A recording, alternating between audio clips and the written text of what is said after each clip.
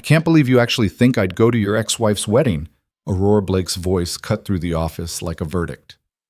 Liam Carter stood there, the 32-year-old man who'd spent 6 years as this woman's executive assistant, feeling every word like a slap. He never asked her for anything, never, until now. And the answer had just crushed him.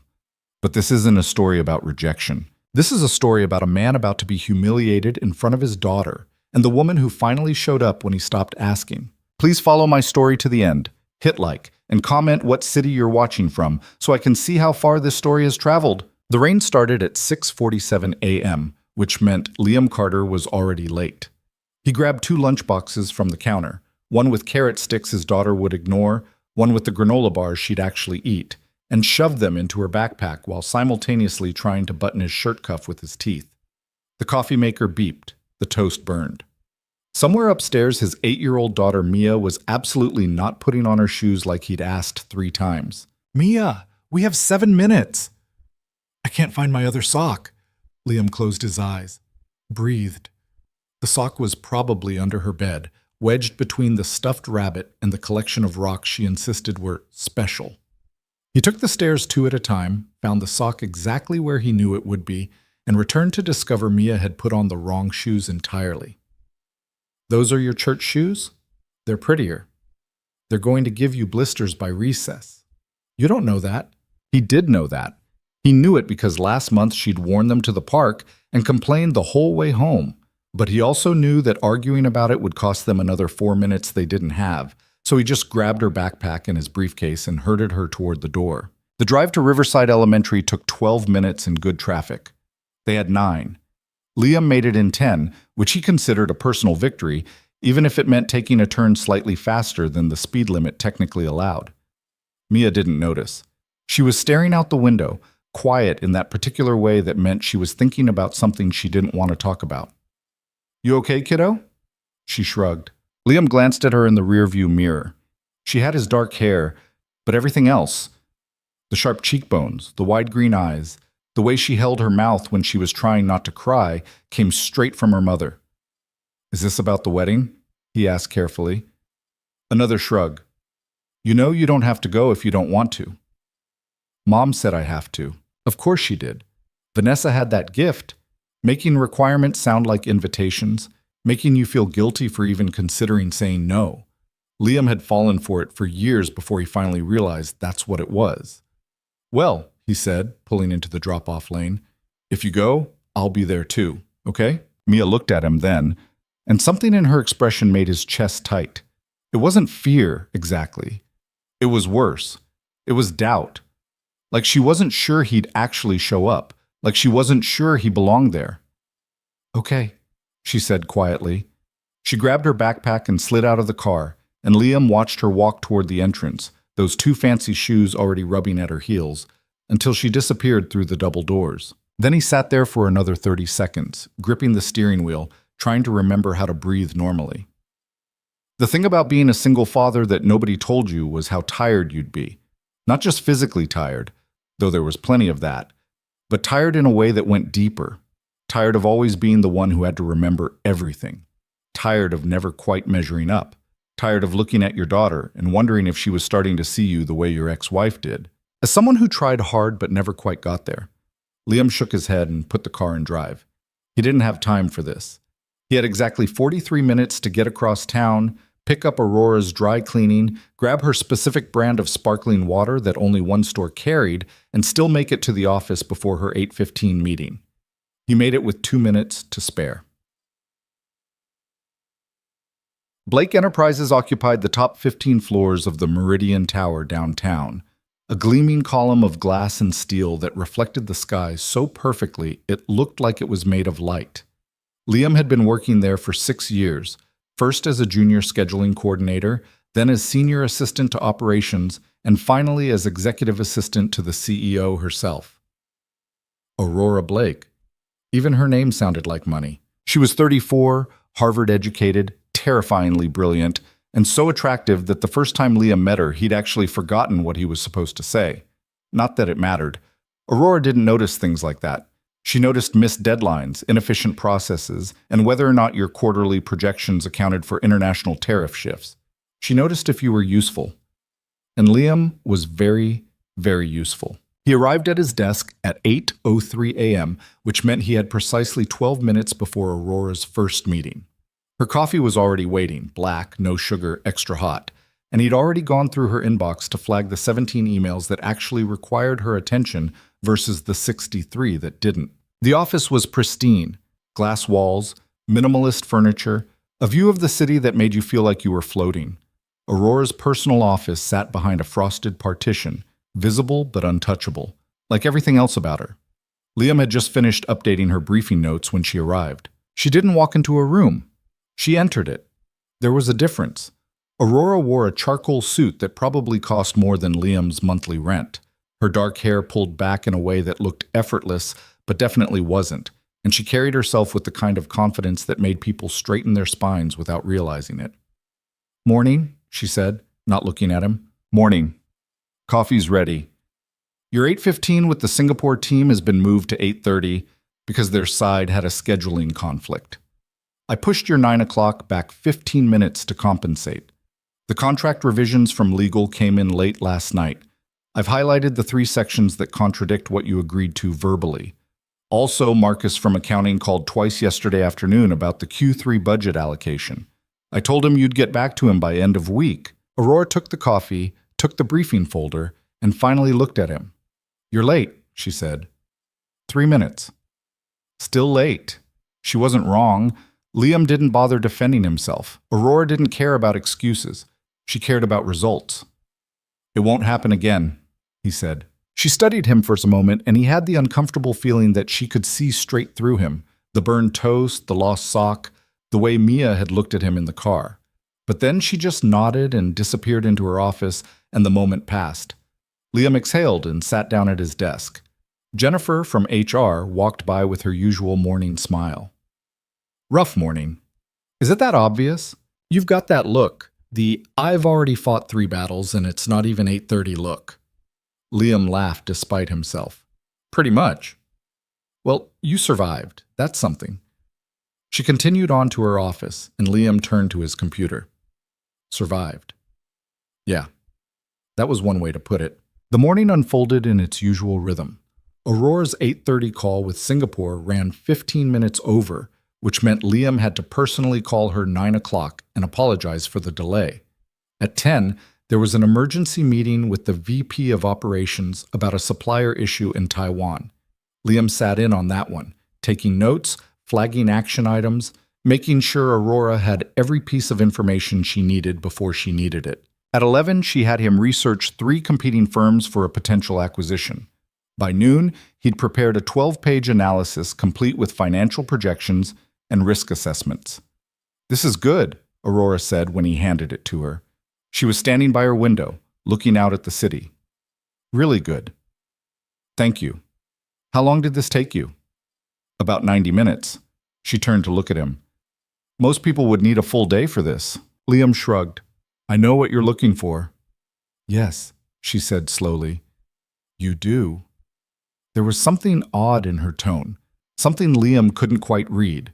But before he could analyze it, her phone buzzed with her next meeting, and the moment was gone. Liam went back to his desk and ate his lunch, a turkey sandwich he'd made the night before while helping Mia with her math homework. He ate it in 6 minutes flat, standing up, while simultaneously reviewing Aurora's afternoon schedule and responding to 3 urgent emails that had come in from the Berlin office. That's when he saw it. The envelope. It was sitting in his personal inbox, not the company one, the small wooden tray he kept for actual mail. And it was the kind of heavy, expensive stationery that people only used for weddings or funerals. Liam's stomach dropped before he even opened it. Inside was an invitation, embossed in gold script, so elaborate it was almost unreadable. "You are cordially invited to the wedding of Vanessa Marie Holloway and Jonathan Gregory Whitmore III." The date was 3 weeks away. Saturday, the 15th. The location was the Ashford Estate, which Liam knew from exactly one previous experience was the kind of place where they had 15 different forks at dinner, and someone whose entire job was to make sure your wine glass never got below half full. There was a handwritten note clipped to the invitation, written in Vanessa's perfect, slanting script. Liam, Mia insists you be there. I've reserved a seat for you. Please, try to dress appropriately. We're keeping things elegant. V. He read it twice, then a third time. Then he very carefully set it down before he crumpled it into a ball and threw it across the room, which is what he actually wanted to do. Dress appropriately. As if he didn't know how to wear a suit. As if he'd show up in jeans and a t-shirt like some clueless idiot who didn't understand what black tie optional meant. As if he hadn't been married to her for 5 years and attended dozens of events exactly like this one. Liam closed his eyes and counted to 10. Vanessa had always been good at this. The subtle digs that sounded like concern. The implications that you weren't quite good enough, but she was generous enough to tolerate you anyway. When they were married, he'd convinced himself it was just her sense of humor, that she was teasing, that he was being too sensitive. After the divorce, he'd realized it was just her. This was who she was. Someone who needed to be superior, who needed you to know you were inferior. The worst part was that she wasn't even wrong. Liam didn't belong at a place like the Ashford estate. He didn't belong in a room full of people who summered in the Hamptons and had opera subscriptions and knew the difference between a Bordeaux and a Burgundy. He was a single father who worked 80-hour weeks and ate cereal for dinner 3 times a week because cooking an actual meal felt like too much effort. But Mia would be there. And Mia would see him standing alone in the corner, the odd man out, the guy who used to be married to the bride and clearly couldn't compete with Jonathan Gregory Whitmore III, who probably had a yacht and a villa and a last name that sounded like a law firm. Liam looked at the invitation again. Then he looked at Aurora's office. The idea hit him like a lightning strike. It was stupid. Possibly the stupidest idea he'd ever had. Aurora would say no. Of course she would say no. She'd look at him like he'd lost his mind, and then she'd probably start questioning whether he was really the right person for this job if he couldn't maintain proper professional boundaries. But the idea wouldn't let go. Because if he showed up with Aurora Blake, CEO of a billion-dollar company, the kind of woman who made board members nervous, then suddenly he wouldn't be the pathetic ex-husband. He'd be the guy who'd moved on, the guy who was doing just fine, better than fine. And Mia would see that. Liam spent the next 2 hours trying to talk himself out of it. He answered emails. He coordinated a conference call with London. He reviewed the catering proposal for next month's investor meeting. But the whole time, the invitation sat on his desk, and the idea sat in his head. And by the time Aurora's 2 o'clock meeting ended, he'd already decided he was going to do it. He waited until she came out, until she was standing at his desk reviewing the notes he'd prepared for her next call. "Can I ask you something?" he said. Aurora glanced up. "Is it about work?" "No." Then probably not. She wasn't being cruel. That was just how she was. Boundaries. Clear, firm, non-negotiable. In 6 years, Liam had never crossed them. Not once. He'd watched other assistants try to get personal with her, asking about her weekend, commenting on her clothes, trying to build some kind of friendship. Aurora shut them down every time. Not rudely, just firmly. "This is work. You are my employee. We are not friends." Liam had always respected that. It made things simpler, cleaner. No messy emotions, no complicated dynamics, just a professional relationship where both parties knew exactly where they stood. Until now. "I need a favor," he said. That got her attention.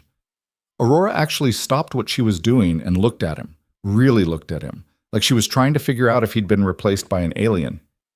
"You never ask for favors," she said slowly. "I know. In 6 years, you've never asked me for anything that wasn't directly work-related." "I know. So this must be important." Liam hesitated. He could still back out. He could laugh it off, say it was nothing, go back to being the invisible assistant who kept her life running smoothly and never caused problems. But then he thought about Mia's face in the car. That look of doubt. "My ex-wife is getting married," he said. 3 weeks from now. Big wedding, fancy venue. My daughter's going to be there." Aurora waited. She didn't interrupt, didn't rush him, just waited. "I'm going too," Liam continued, "but I'm going to be the only person there alone. Everyone else will have dates, spouses, partners, someone. And my ex-wife is marrying some incredibly wealthy guy who makes me look like I'm barely scraping by. Which, to be fair, I kind of am. And I know exactly how it's going to look. Like I'm the one who didn't measure up. Like I'm the one who got left behind. Like I'm the cautionary tale. And you care what these people think? I care what my daughter thinks. That landed differently. Aurora's expression shifted just slightly, but enough that Liam knew she was actually listening now. I don't need you to actually be there the whole time, he said quickly. I just need you to show up. Walk in with me, stay for an hour, maybe 2, then leave. That's it. Just long enough that Mia sees I'm not alone. That I'm not the guy who couldn't move on. That I'm not… He trailed off. He didn't know how to finish that sentence without sounding pathetic. Aurora set down the notes, folded her hands. You want me to be your date. I want you to be my buffer. Same thing. It's not the same thing. Liam. She said his name the way a teacher might say it to a student who'd just asked a very stupid question. You're asking me to attend your ex-wife's wedding, pretend to be romantically involved with you, and help you save face in front of people I've never met. When you put it like that, how else would I put it? I don't know. More generously? She almost smiled. Almost. This is a terrible idea. I know. You're my assistant. This would be inappropriate. I know. And frankly, it sounds like a nightmare. It definitely is. Aurora picked up the notes again, a clear signal that the conversation was over. I can't believe you actually think I'd go to your ex-wife's wedding. The words hit him like a physical blow. Not because they were cruel, they weren't. Aurora wasn't being mean. She was being honest, which somehow made it worse. Right, Liam said. Of course. I shouldn't have asked. No, you shouldn't have. It was unprofessional. Yes, I apologize. Aurora looked at him for a long moment, and Liam couldn't read her expression at all. Then she walked back into her office, and the glass door closed behind her with a quiet click. Liam sat at his desk, staring at the invitation, feeling like an idiot. He shouldn't have asked. He'd known she'd say no, but some small, stupid part of him had hoped she wouldn't. No. The rest of the day passed in a blur. Liam threw himself into work, responded to 47 emails, coordinated a last-minute schedule change for Aurora's trip to Boston next week, and personally called the caterer about the dietary restrictions for the investor meeting. By 6 o'clock, most of the office had cleared out. By 7, it was just him and Aurora, which wasn't unusual. They often worked late. At 7:30, Aurora emerged from her office with her coat and briefcase. I'm heading out, she said. Have a good night. She paused at his desk. Liam. Yes? About earlier. You don't need to explain. I get it. It was a stupid request. It wasn't stupid. It was just impossible. Right, impossible. Got it. Aurora frowned. You understand why, don't you? If I went with you, people would talk. It would raise questions about our working relationship. It could compromise your position here. And mine. I understand. Good. She adjusted her bag on her shoulder. For what it's worth, I think you're underestimating yourself. You don't need me there to prove anything to anyone. Easy for you to say? What's that supposed to mean? Liam looked up at her. You've never had to prove yourself. You've always been the one everyone else is trying to impress. Something flickered across Aurora's face. Surprise, maybe, or something else, but it was gone before Liam could identify it. Have a good night, Liam, she said quietly. Then she left. Liam sat there for another 20 minutes, staring at nothing, before he finally packed up his things and headed home. The next 2 weeks passed in a haze of work and dread. Liam kept himself busy, too busy to think about the wedding, too busy to imagine all the ways it was going to go wrong. He coordinated Aurora's schedule, managed a minor crisis with a vendor in Frankfurt, personally ensured that the quarterly earnings report went out without a single typo, and somehow still found time to help Mia with her science project on volcanoes. At home, Mia talked about the wedding constantly. Mom says there's going to be ice sculptures shaped like swans. That's nice, kiddo. And a chocolate fountain with 3 different kinds of chocolate. Sounds fancy. And she's wearing a dress that cost $20,000. Liam nearly dropped the plate he was washing. $20,000? That's what she said. She showed me a picture. It has all these little crystals on it. Of course it did, because Vanessa's new husband-to-be, had the kind of money where $20,000 for a dress was a rounding error, where you could spend more on a single outfit than most people made in 6 months and not even blink. Jonathan Gregory Whitmore III was a venture capitalist, which, as far as Liam could tell, meant he made money by having money. He was 41, which Vanessa described as distinguished, and he had houses in 3 different states, which she described as practical. They'd met at some charity gala 8 months ago, gotten engaged after 6 weeks, and were now having the kind of wedding that required a full-time coordinator, a backup coordinator, and probably a therapist for both of them. Liam had seen exactly one photo of Jonathan, and the guy looked exactly like you'd expect. Tall, square-jawed, silver at the temples, the kind of tan you only got from actual leisure time. He looked like he'd never burned toast in his life. He looked like he'd never had to choose between paying for his daughter's field trip or fixing the weird noise his car was making. He looked like someone who'd never had to worry about anything, ever. "Do you like him?" Liam asked Mia one night while they were eating spaghetti at the kitchen table. She shrugged. "He's okay." "Just okay? He gave me an iPad for my birthday." "That was nice of him." "Mom told him to." Liam hid his smile. "How do you know that?" "Because she told him to get me the purple one, and he got me the silver one, and she made him go back and exchange it. I heard her yelling at him on the phone." Yeah, that sounded like Vanessa. She had very specific ideas about how things should be, and heaven help you if you deviated from them. "Do you want me to come to the wedding?" Liam asked. Mia looked up at him, her fork halfway to her mouth. "You're coming, right?" "If you want me to." "Of course I want you to. Why wouldn't I want you to?" "I don't know. I just thought maybe it would be awkward. You know, with your mom and Jonathan and everything." Mia put her fork down. "Dad, it's already going to be awkward, like super awkward. Mom keeps telling everyone that Jonathan is a real provider and that she's finally found stability. And Grandma keeps saying how nice it is that Mom found someone age-appropriate after you." Liam winced. "She actually said that?" "Yeah, right in front of me. And then she saw me listening and tried to say she meant something else, but I'm not stupid." "No, you're definitely not stupid. So if you don't come, it's just going to be worse. Because then everyone will think you're too sad to show up or something." "I'm not sad." "I know you're not, but they don't know that." Liam reached across the table and squeezed her hand. "Then I'll be there." She smiled, and for a moment she looked so much younger than 8. "Promise?" "Promise." After she went to bed, Liam sat at the kitchen table and stared at the invitation, which he'd propped up against the salt shaker like some kind of terrible reminder. The Ashford Estate. Black tie optional. Cocktail hour at 5, ceremony at 6, reception to follow. He had nothing to wear. Well, that wasn't true. He had a suit. One suit. The navy one he'd worn to job interviews and the occasional company event. It was fine. Perfectly serviceable. But it wasn't the kind of suit you wore to a wedding at the Ashford Estate. It wasn't the kind of suit that said, "I'm doing great, thanks for asking."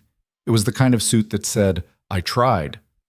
Liam pulled out his phone and did something he hadn't done in years. He looked up how much a decent suit cost. The answer made him want to throw his phone across the room. $800. For something basic. If he wanted something actually nice, something that would hold up next to whatever Jonathan and his groomsmen were wearing, he was looking at $1,500 minimum. He didn't have $1,500. He barely had $800. And even if he did, spending it on a suit for one wedding felt insane. Mia needed new shoes. The car needed an oil change. The roof was doing that thing again where it leaked when it rained too hard. But the alternative was showing up in his regular suit and having everyone see exactly what he was. Someone who was just barely holding it together. Liam put his phone down and rubbed his eyes. This was a mistake. Going to this wedding was a mistake. He should just tell Mia he couldn't make it, that something came up at work, that he was sorry, but she'd have a great time without him. Except he'd promised, and he didn't break promises to his daughter. So he'd go. And he'd wear his regular suit, and he'd smile and nod and pretend everything was fine, while everyone looked at him with pity or contempt or worse, indifference. 5 days before the wedding, Aurora called him into her office. "Close the door," she said. That was never a good sign. In 6 years, Aurora had only asked him to close the door maybe a dozen times, and it was usually because she was about to deliver bad news. A budget cut. A project cancellation. Once, memorably, to tell him that the VP of marketing had been embezzling funds and was about to be arrested. Liam closed the door and sat down. Aurora was standing by her window, looking out at the city. She did that when she was thinking, when she was working through something complicated. "Is everything okay?" Liam asked. I've been thinking about what you asked me, she said. About the wedding. Liam's stomach dropped. I told you, forget it. It was inappropriate. I shouldn't have put you in that position. You're right, you shouldn't have. She turned to look at him. But I understand why you did. You do? You're trying to protect your daughter. That's not stupid. It's actually… She paused, choosing her words carefully. It's admirable. Liam didn't know what to say to that. However, Aurora continued, I still can't go with you. For all the reasons I already stated, it would be inappropriate. It would raise questions. And frankly, I don't do weddings. I don't even go to my own family's weddings if I can avoid it. I get it, really. You don't have to explain again. I'm not finished. She crossed her arms. I can't go with you, but I can help you. Help me how? You need to look the part, correct? You need to walk into that wedding and project confidence, authority, the sense that you're doing just fine without your ex-wife. I mean, yeah, that would be great, but… Aurora pulled out her phone, tapped something, and then showed him the screen. It was a contact card for someone named Richard Chen. Richard is a personal shopper, very discreet, very good at what he does. I've already called him and told him you'll be coming in tomorrow at 10. He'll fit you for a suit, a proper one, not something off the rack.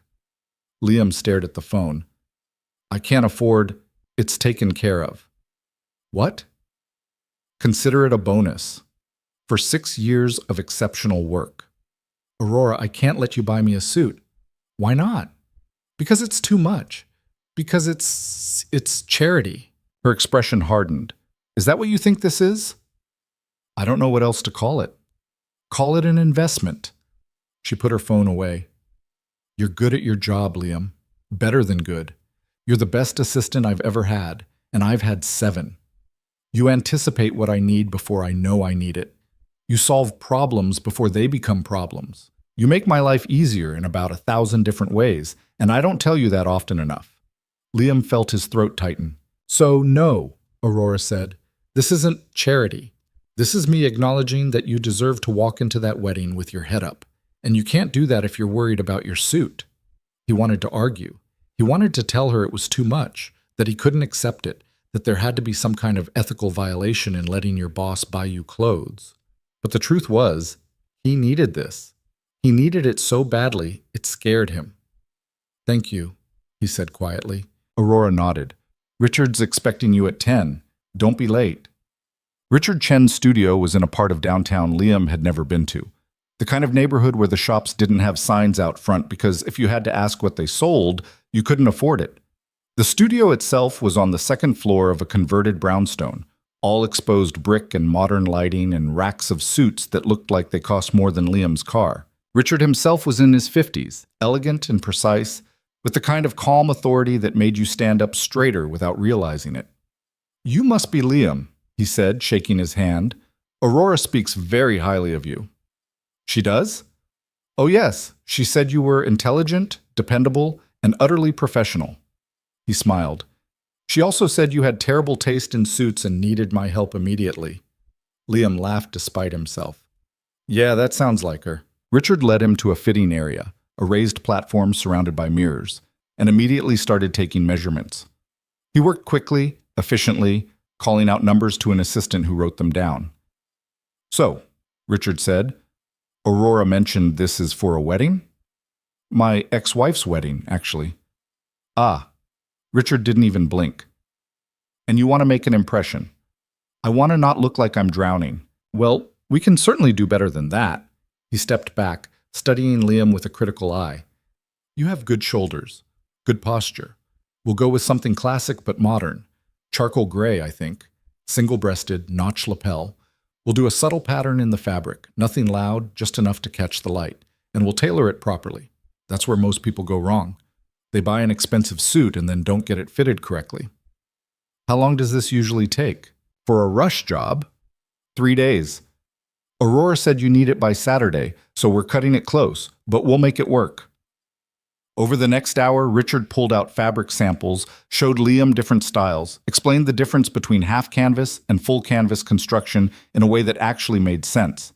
He picked out a shirt, white, Egyptian cotton, French cuffs, and a tie that was dark blue with a pattern so subtle you could barely see it. "Shoes?" Richard asked. "I have shoes." Richard looked at Liam's feet. "No, you don't." 20 minutes later, Liam was trying on a pair of Oxfords that felt like they'd been custom made for his feet. Which, Richard explained, they basically were. "Okay," Liam said, looking at himself in the mirror. "This is insane, but necessary. I'm going to a wedding, not meeting the president. From what Aurora told me, this wedding is just as important." Richard adjusted the collar of the shirt Liam was trying on. "You're not just showing up for yourself. You're showing up for your daughter. And children notice everything. They notice when their parents are confident, when they're uncertain, when they're pretending." Liam met Richard's eyes in the mirror. "So we make sure," Richard said quietly, "that you're not pretending." The suit was ready on Friday, exactly as promised. Liam picked it up after work, and when he got home and tried it on in front of his bedroom mirror, he barely recognized himself. The suit fit perfectly. Not just well, perfectly. Like it had been designed specifically for his body. The shoulders sat exactly right. The pants broke at exactly the right point on his shoes.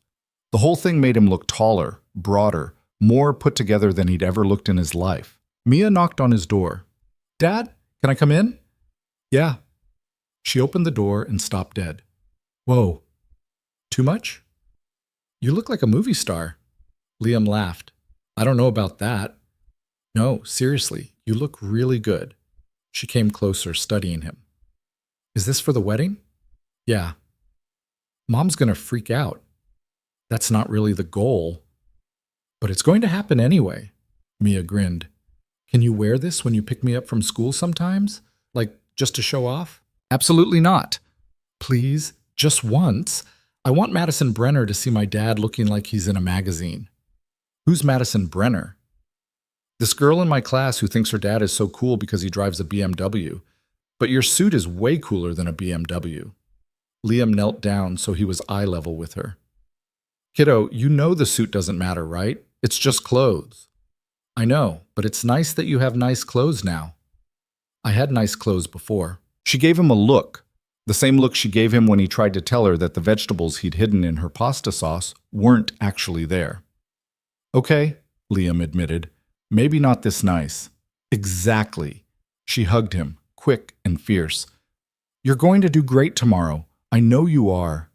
Liam hugged her back and tried not to think about all the ways she might be wrong. The day of the wedding arrived with perfect weather, clear skies, temperature in the mid-70s, just enough breeze to keep things comfortable. Liam spent the morning helping Mia get ready. Vanessa was sending a car to pick her up at noon so she could be there early for hair and makeup and whatever else was involved in being a flower girl. The car arrived exactly on time. It was a black town car with a driver in a suit, and Mia's eyes went wide when she saw it. "This is for me," apparently. "This is so cool." She grabbed her bag. Vanessa had sent over her flower girl dress in advance, along with detailed instructions about how her hair should be styled, and headed for the door. Then she paused and looked back at Liam. "You're still coming, right?" "I'll be there at 5. "Promise?" "Promise." She studied his face for a moment, like she was trying to memorize it, and then she nodded and ran out to the car. Liam stood in the doorway and watched the car pull away, and he felt the familiar knot of anxiety tighten in his chest. 5 hours. He had 5 hours to get himself together. He showered. He shaved carefully, taking his time. He put on the suit, the shirt, the tie. He looked at himself in the mirror and tried to see what Richard had seen, someone confident, someone put together, someone who belonged. He saw a guy in a nice suit who was terrified of his ex-wife's wedding, but it would have to do. The Ashford estate was exactly as terrible as Liam remembered. It sat on 40 acres of manicured grounds, all rolling hills and decorative hedges, and a driveway so long you could see the house a full minute before you actually reached it. The building itself was a sprawling Georgian manor that looked like it had been airlifted straight out of an English countryside postcard. White columns, tall windows, a fountain in the front that had actual swans in it. Liam parked his sedan between a Mercedes and a Tesla and tried not to feel like he'd driven up in a golf cart. He sat there for a moment, gripping the steering wheel, breathing, You can do this. It's just a wedding. Just a few hours. You show up, you smile, you watch Mia walk down the aisle, you sit through the ceremony, you leave. Easy. Except nothing about this felt easy. Liam got out of the car, straightened his tie, and walked toward the entrance. The doors were open, and inside he could already hear the low murmur of conversation, the gentle clink of glasses, the ambient sound of wealth. A young woman in a black vest directed him toward the garden, where the cocktail reception was being held before the ceremony. The garden was even worse than the house. It was the kind of place where every flower looked like it had been personally interviewed before being allowed to grow there. White tents had been set up on the lawn, strung with lights that would look magical once the sun went down. Round tables with cream-colored linens, a bar that was serving cocktails with names like Eternal Bliss and Forever After. A string quartet playing something classical and boring in the corner. And people. So many people. Liam recognized a few faces from his marriage to Vanessa, her college friends, her parents, a couple of cousins he'd met at Thanksgiving once. They were all dressed like they'd stepped out of a magazine shoot. The men wore suits that fit so perfectly they had to be custom. The women wore dresses that moved like water. Everyone looked comfortable, confident, like they belonged. Liam grabbed a glass of champagne from a passing waiter, mostly because it gave him something to do with his hands, and tried to blend into the background. It didn't work. Liam. Oh my God, Liam Carter? He turned to find Rachel Holloway, Vanessa's younger sister, bearing down on him with a smile that didn't reach her eyes. She was wearing a champagne-colored dress that probably cost more than Liam's monthly rent, and she had that same look Vanessa always had, assessing, measuring, finding you slightly lacking but too polite to say so directly. Hi, Rachel. I can't believe you actually came. She said it like it was a delightful surprise, but Liam heard the subtext. I can't believe you had the nerve to show your face here. Mia wanted me to, he said simply. Of course. She's around here somewhere. Vanessa has her getting ready with the other flower girls. They're all in the bridal suite doing hair and makeup. It's adorable. Rachel was giving him the full assessment now, looking him up and down in that way that was meant to seem casual, but absolutely wasn't. Her gaze snagged on his suit, and something flickered across her face. Surprise, maybe. Or disappointment that she couldn't immediately find something to criticize. Well, she said after a moment, you look nice. New suit? Yeah. It fits well. Thanks. So, she said, glancing around with exaggerated casualness, did you bring anyone? And there it was. The real question. No, Liam said. Oh. The pity in her voice was razor-sharp, wrapped in concern. Well, that's fine. I'm sure you'll have a nice time anyway. Vanessa made sure there's an open bar, so at least there's that. She patted his arm, actually patted it, like he was a dog, and then drifted away to greet someone else. Someone more important, someone worth her time. Liam took a long drink of champagne and told himself it was going to be fine. It wasn't fine. Over the next 40 minutes, Liam perfected the art of looking occupied while having absolutely nothing to do. He moved from the bar to the edge of the tent, from the tent to a cluster of decorative topiaries that gave him a clear view of the garden entrance. He nodded at people he vaguely recognized. He smiled at strangers who smiled first. He checked his phone 17 times, even though he had no messages, no emails, nothing that required his attention. He was invisible, which was exactly what he'd been afraid of. At one point, he found himself standing near a group of men about his age, Jonathan's groomsmen, from the look of them. They all had that same polished quality, that ease that came from never having to worry about money or status or whether your car would make it through another winter. So Jonathan finally did it, one of them was saying. He had sandy hair and a watch that probably cost more than Liam's entire suit. I honestly didn't think he'd go through with it. Why not? Another one asked. Vanessa's gorgeous. Yeah, but she's also intense, you know what I mean? Like, high-maintenance intense. All beautiful women are high maintenance. Not like this. My sister knows her from some charity board, and apparently Vanessa has very specific ideas about everything. The wedding, the house, how things should be run. Jonathan's not exactly a pushover, but I give it 2 years before he realizes what he signed up for. They all laughed, and Liam felt a strange twist in his chest.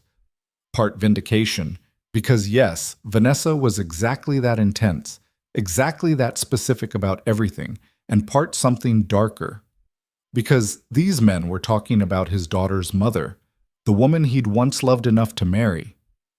"What about the ex-husband?" the first man said. "Is he here?" "I heard he was invited. Some kind of gesture for the kid." That's awkward as hell, right? Can you imagine showing up to your ex-wife's wedding to watch her marry a guy who makes 10 times what you make? "I'd fake the flu." More laughter. Liam stood there, frozen, champagne glass in hand, wondering if he should walk away or stay and confirm their worst assumptions by revealing himself. He walked away. He made it to the far side of the garden near a stone wall covered in climbing roses before he had to stop and breathe. His hands were shaking. Not much, just enough that he had to set the champagne glass down on the wall before he spilled it. This was a mistake. Coming here was a mistake. He should leave. Right now. Just get in his car and drive away, and text Mia later with some excuse about work or food poisoning or literally anything that would get him out of this. But then he thought about her face when she'd asked if he was coming. That desperate hope. He picked up the champagne glass and finished it in one long swallow. The ceremony was scheduled for 6 o'clock. By 5:30, guests were being directed toward the rows of white chairs set up on the far lawn, facing an elaborate arbor draped in white fabric and more flowers than Liam had ever seen in one place. He found his assigned seat, back row, aisle seat, which told him exactly how important Vanessa considered him to this event, and sat down. The seats around him filled quickly. A middle-aged couple to his left who didn't acknowledge him. A young woman to his right who was too busy texting to notice he existed. In front of him, row after row of people who all seemed to know each other, who were all laughing and chatting and taking photos with their expensive phones. Liam sat there, alone in a crowd of 200 people, and tried to look like it didn't bother him. At exactly 6 o'clock, the string quartet started playing. Everyone stood. Liam stood with them, and that's when he saw her. Mia. She was walking down the aisle with another flower girl, both of them carrying small baskets of rose petals that they scattered with exaggerated seriousness. Mia's flower crown sat slightly crooked on her head, and her dress was maybe a little too long, brushing the grass as she walked. But she looked so proud, so focused on getting it right, that Liam felt his throat close up. She spotted him as she passed his row, and her whole face lit up. She didn't wave. Vanessa had probably told her not to. But she smiled at him, huge and genuine, and that smile was worth every terrible minute of this entire day. The bridesmaids came next, a parade of beautiful women in champagne-colored dresses. Then the music shifted, and everyone turned to watch Vanessa appear at the end of the aisle. The $20,000 dress was worth every penny. It fit her perfectly, all silk and crystals in a train that went on forever. Her hair was swept up in some elaborate style, and she carried a bouquet of white roses that matched the arbor. She looked like she'd stepped out of a bridal magazine, like she was exactly where she was supposed to be. And on her father's arm, she walked toward Jonathan, who stood at the arbor looking appropriately emotional. Liam watched the whole thing and felt absolutely nothing. Not anger, not jealousy, not even nostalgia for what they'd once had. Just a sort of distant observation, like he was watching a movie about people he used to know. The ceremony itself was short. Traditional vows, a reading from some poet Liam didn't recognize, an exchange of rings. The officiant pronounced them husband and wife. Jonathan kissed Vanessa. Everyone applauded, and just like that, it was done. The crowd started moving toward the reception tent, which had been transformed while they were at the ceremony. The round tables now had centerpieces, more flowers, votives, arrangements that probably required an engineering degree. Place cards directed people to their assigned seats. Waiters circulated with trays of appetizers that looked too pretty to eat. Liam found his table. He was seated with people he didn't know, friends of Jonathan's parents, from the look of them. They introduced themselves politely and then immediately returned to their own conversation. Liam sat there and studied the menu card at his place setting. 5 courses. Wine pairings. A choice of 3 entrees, all of which sounded like they'd been designed by someone who thought food should be art first and edible second. A waiter appeared at his elbow. "Have you decided on your entree, sir?" "The salmon, I guess." "Excellent choice.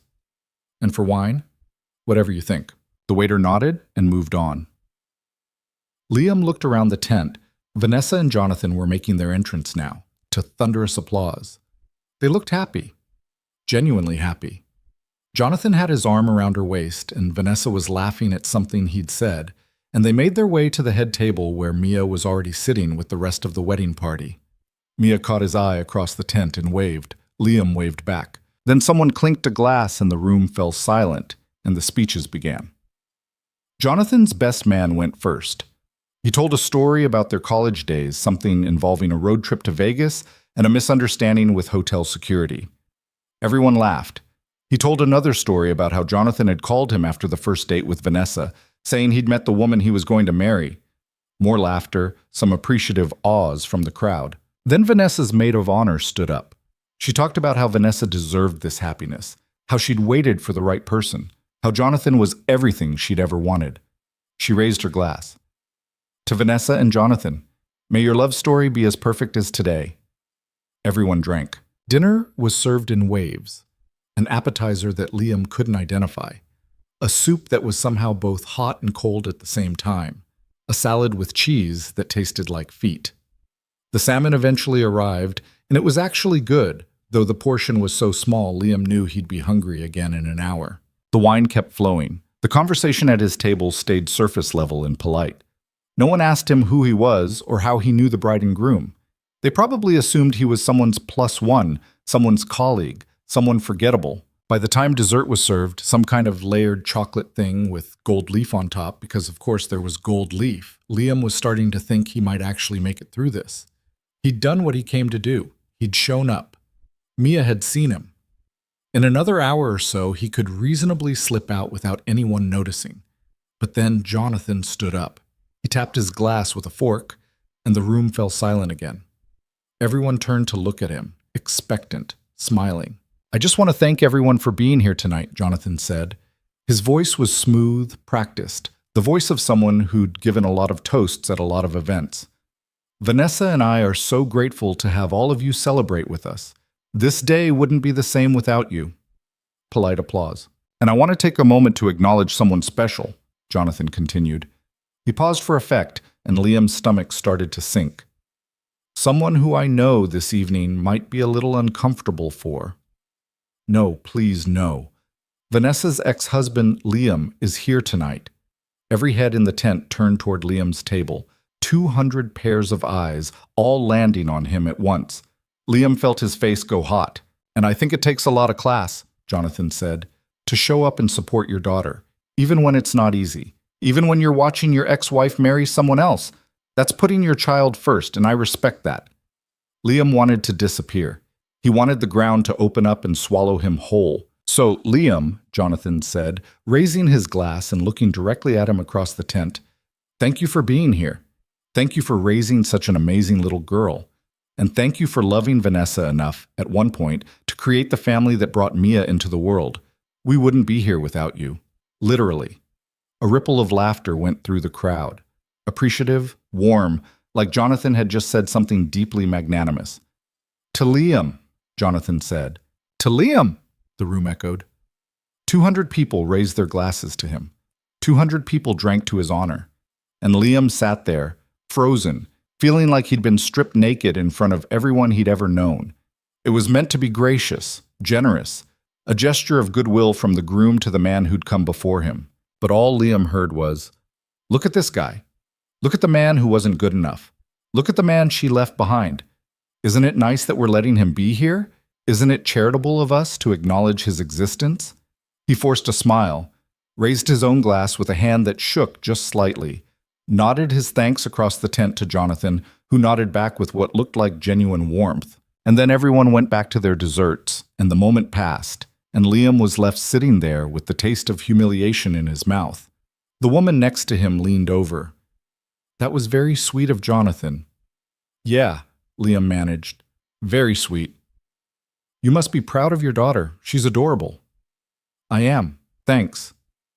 It's wonderful that you all get along so well. Co-parenting can be so difficult. Liam just nodded. He didn't trust himself to say anything else.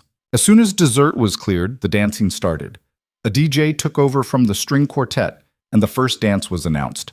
Vanessa and Jonathan took to the floor, and everyone watched as they swayed to some romantic song that Liam vaguely recognized. Then other couples joined them. The wedding party, the parents, friends, and family. Liam stayed at his table. He watched Mia dance with one of Jonathan's nephews, both of them laughing as they tried to figure out what to do with their hands. He watched Vanessa's mother dance with Vanessa's father, both of them looking older than Liam remembered. He watched strangers dance with their partners, their spouses, their dates.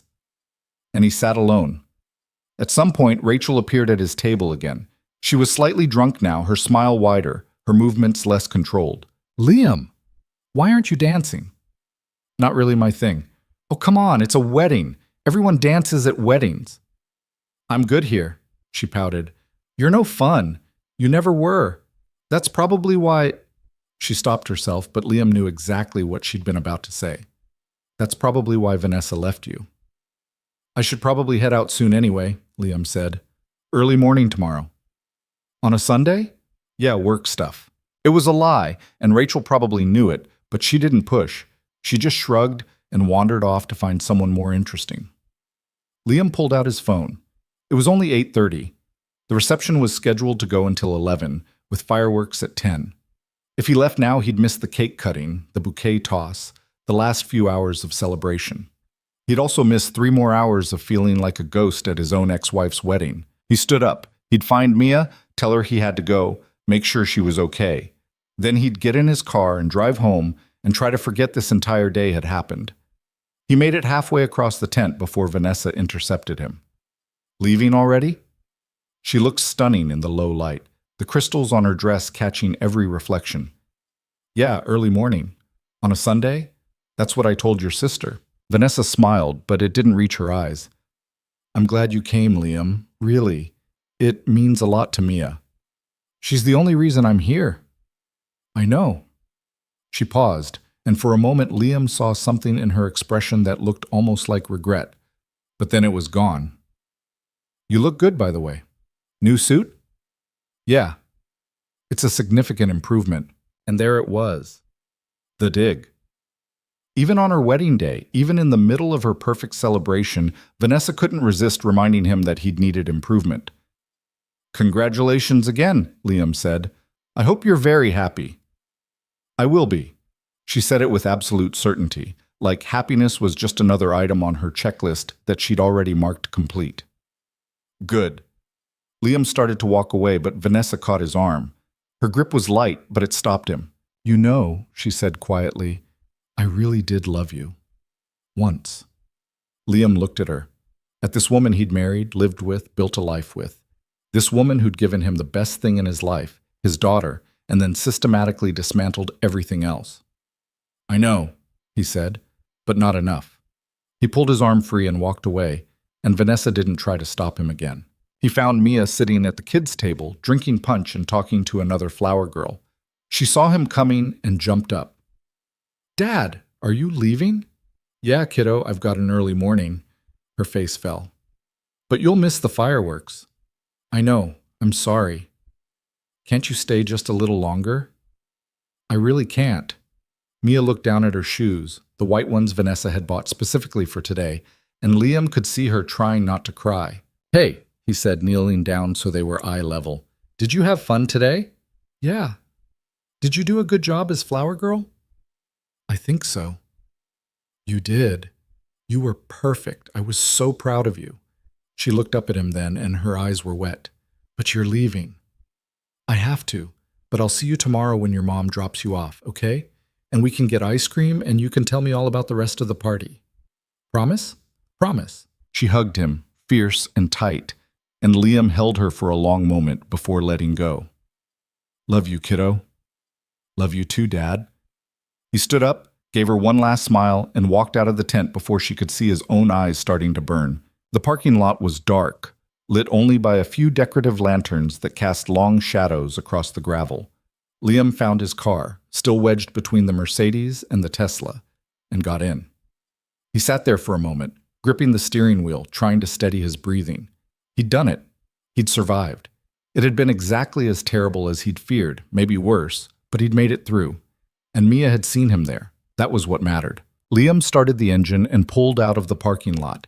In his rear-view mirror, he could see the Ashford estate lit up like a fairy tale. music and laughter drifting across the lawn. He drove down the long driveway through the gates and back toward the real world. The drive home took 40 minutes. Liam spent most of it replaying the evening in his head. Jonathan's toast, the pitying looks, the way he'd sat alone while everyone else danced, the way Vanessa had looked at him like he was a problem she'd successfully solved. By the time he pulled into his driveway, he felt hollowed out, exhausted in a way that had nothing to do with lack of sleep. His house was dark, empty. Mia wouldn't be home until tomorrow afternoon. Liam let himself in, hung up the expensive suit, and stood in his kitchen in his undershirt and dress pants, staring at nothing. His phone buzzed. A text from Mia. Made it through the cake cutting. It was chocolate. Wish you were here. He texted back. Glad you're having fun. See you tomorrow. Love you. Another buzz. This time from a number he didn't recognize. Mr. Carter, this is Richard Chen. I hope the suit served you well this evening. Best wishes. Liam stared at the message. The suit had been perfect. The suit had been the only thing about the entire night that hadn't made him feel like a failure. He texted back. It did. Thank you. Then he put his phone down and opened his refrigerator. There was leftover pizza from 3 days ago, some yogurt that might be expired, and a half-empty bottle of beer. He grabbed the beer, twisted off the cap, and leaned against the counter. This was his life. This small house with the roof that leaked. This kitchen where he ate standing up because it was easier than setting the table for one. This existence that had been completely overshadowed tonight by Jonathan Gregory Whitmore III and his houses in 3 states and his ability to make Liam feel like an afterthought at his own daughter's family event. The worst part was that Jonathan hadn't even been cruel about it. He'd been gracious, magnanimous. He'd acknowledged Liam publicly, thanked him for being there, raised a glass in his honor. And somehow that had been worse than any insult. Liam finished the beer and set the bottle in the sink. He should go to bed. It was late, and he was tired, and tomorrow he'd have Mia back and everything would feel better. But instead, he pulled out his phone and opened his email. There were 43 unread messages, most of them work-related.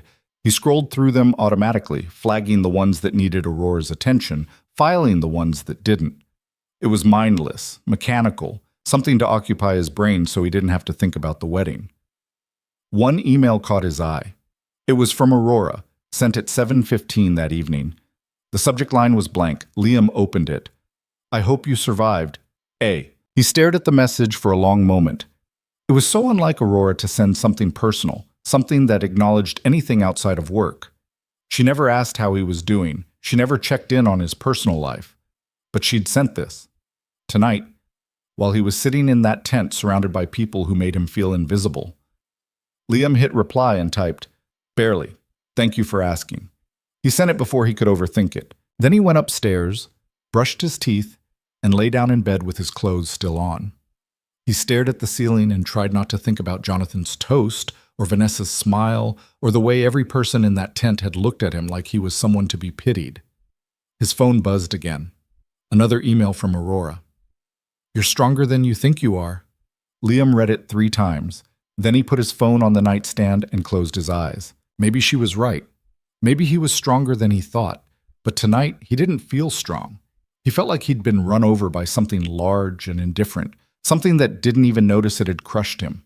He fell asleep still wearing his dress shirt, his tie loose around his neck, and dreamed of nothing at all. The next morning, Liam woke to sunlight streaming through his bedroom window and the vague sense that something was wrong. It took him a moment to remember the wedding, the toast, the drive home. He sat up and found himself still in his clothes from the night before, wrinkled and uncomfortable. He showered, changed into jeans and a t-shirt, and went downstairs to make coffee. The house felt too quiet without Mia, too empty. He made himself eggs and toast and ate at the kitchen table, scrolling through his phone while he chewed. There were photos from the wedding already appearing on social media. Vanessa had created a hashtag, Jonathan and Vanessa, forever. And people were posting pictures of the ceremony, the reception, the cake cutting. Liam scrolled through them with a kind of detached curiosity. There was one of Mia scattering flower petals, her face serious with concentration. Another of Vanessa and Jonathan's first dance, several of the elaborate table settings. A group shot of all the groomsmen, all of them looking impossibly polished in their matching suits. And then, buried in the feed, a photo that made Liam's stomach twist. It was him. sitting alone at his table during dinner, staring at his plate while everyone around him talked to each other. Someone had taken it, probably without realizing he was in the frame, and posted it with the caption, "Beautiful night celebrating love." But all Liam could see was himself, isolated, awkward, exactly what he'd been afraid of looking like. He put his phone down and finished his coffee. Vanessa was dropping Mia off at 2. That gave him 4 hours to pull himself together, to put the wedding behind him, to be the father his daughter needed instead of the man who'd spent last night feeling sorry for himself. He cleaned the house, vacuumed the living room, did 2 loads of laundry, scrubbed the bathroom until it actually looked decent. He went to the grocery store and bought ingredients for Mia's favorite dinner, spaghetti and meatballs. Nothing fancy, but something she always asked for. At exactly 2 o'clock, a car pulled into his driveway. Not the town car from yesterday, Vanessa's own car, a sleek black SUV that probably had more features than Liam's house. She got out, and Mia tumbled out after her, still wearing her flower girl dress because apparently she'd refused to change. "Dad!" Mia ran toward him, and Liam caught her in a hug. "Hey, kiddo, how was the rest of the party?" "So fun! There were fireworks, and they spelled out V and J in the sky, and the cake had 5 layers, and I got to stay up until almost midnight." Liam looked over Mia's head at Vanessa, who was standing by her car looking immaculate despite having been at a wedding until late last night. "Thanks for bringing her back," he said. "Of course." Vanessa hesitated, then walked closer. "Liam, about last night, it's fine. Jonathan didn't mean to make you uncomfortable with the toast. He thought it would be nice to acknowledge, I said it's fine." Vanessa studied him for a moment. "You left early." "I had things to do." "On a Sunday morning?" "Yeah." She didn't believe him, but she didn't push. "Well, Mia had a wonderful time, didn't you, sweetheart?" Mia nodded enthusiastically. "It was the best wedding ever." "I'm glad." Liam squeezed Mia's shoulder. "Go inside and get changed. I'll be right there." Mia ran into the house, and Liam was left standing in the driveway with his ex-wife. "The suit was a good choice," Vanessa said. "You looked very put together." "Thanks." "I'm serious. You looked good, Liam. Better than I've seen you in a long time." He didn't know what to say to that, so he said nothing. Vanessa sighed. "I know last night was hard for you. It was hard for me too, in a different way. But I meant what I said. I'm glad you came. Mia needed to see that we can all be adults about this." "We're not all adults about this," Liam said quietly. "You moved on. You found someone who gives you everything you wanted. I'm still here, in the same house, doing the same job, trying to figure out how to be enough for our daughter when she's starting to see that I wasn't enough for you." Vanessa's expression softened. "Liam, I should go. Mia's waiting." He turned and walked into the house before Vanessa could say anything else. Behind him, he heard her car door close, the engine start, the sound of gravel crunching as she drove away. Inside, Mia had changed into leggings and an oversized t-shirt and was sprawled on the couch. "Can we watch a movie?" she asked. "Sure, what do you want to watch?" "Something funny, no romance," Liam smiled. "Deal." They watched an animated movie about talking animals, and Mia fell asleep halfway through, her head on Liam's shoulder. He sat there, careful not to move, and watched her breathe. This was enough. This moment, this quiet afternoon, this little girl who still wanted to fall asleep next to him. This had to be enough, because it was all he had. Monday morning arrived with the same rain that had started the previous week, and Liam found himself right back in the familiar rhythm: burned toast, missing socks, Mia running late. Except this time, when he dropped her off at school, she turned back before going through the doors. "Dad?" "Yeah?" "You're not sad, are you? About the wedding?" The question caught him off guard. "Why would you think I'm sad?" "Because you got quiet yesterday, after Mom left. You get quiet when you're sad." Liam knelt down, ignoring the rain starting to soak through his suit jacket. "I'm not sad, kiddo. I promise. I'm just tired." "From the wedding?" "From a lot of things, but not sad. Okay?" She studied his face like she was trying to decide whether to believe him. Finally, she nodded. "Okay. Love you." "Love you too." He watched her run inside, and this time the doubt in her eyes seemed smaller. Or maybe he was just imagining what he wanted to see. The drive to Blake Enterprises felt longer than usual. Traffic was heavier, the rain was relentless, and Liam's mind kept circling back to the wedding, Jonathan's toast, sitting alone at that table, the photo someone had posted of him looking exactly as pathetic as he'd felt. He made it to the office at 8:02, which meant he was still technically late by Aurora's standards. But when he walked in, she wasn't at her desk yet. The lights in her office were off, her briefcase wasn't in its usual spot, and her coffee sat untouched exactly where Liam had left it. That never happened. Aurora was always early. Always. Liam checked his email. Nothing from her. He checked his phone. No messages. He was about to call her assistant coordinator when the elevator doors opened and Aurora stepped out. She looked different. Not bad, just different. Her hair was pulled back the same way it always was. Her suit was impeccable as always, but there was something in her expression, something Liam couldn't quite read. "Morning," she said, walking past his desk without stopping. "Morning. Your 8:15 with Singapore got moved to 9, and Marcus from accounting called again about the Q3 budget. I told him, I saw your emails, thank you." She disappeared into her office and closed the door. Liam stared after her. In 6 years, Aurora had never closed her door during business hours, unless she was on a sensitive call or meeting with someone important. And she definitely never cut him off mid-sentence. He sat at his desk and tried to focus on work. There were emails to answer, meetings to coordinate, a vendor contract that needed reviewing. But he kept glancing at Aurora's closed door, trying to figure out what had changed. At 9:30, she emerged. "Can you push my 11 o'clock back to 11:30? "Already done. I figured the Singapore call would run over." It did. She paused at his desk, and for the first time that morning, she actually looked at him. "How was the wedding?" The question surprised him. Aurora never asked about his personal life. Never. "It was fine." "You're a terrible liar." "I survived. That's what matters." "Liam." She said his name quietly, almost gently. "Did you wear the suit?" "Yeah, it was perfect. Richard did an incredible job." "Good." She started to walk away, then stopped. "For what it's worth, I hope you know that showing up took courage. Most people wouldn't have done it." Before Liam could respond, she was gone, back in her office with the door open this time. He sat there for a moment, trying to process what had just happened. Aurora Blake didn't do compliments. She didn't acknowledge personal struggles. She definitely didn't use words like courage when talking about anything that wasn't a business decision. The rest of the morning passed normally. Aurora's 11:30 ran until 12:15. Liam ordered her lunch, the same salad she always got from the same place, and left it on her desk while she was on a conference call. He coordinated her afternoon schedule, resolved a scheduling conflict with the Berlin office, and personally tracked down the updated projections the CFO had promised 3 days ago. At 2 o'clock, Jennifer from HR stopped by his desk. "You okay? You seem off today." "I'm fine." That's what people say when they're not fine. Liam looked up at her.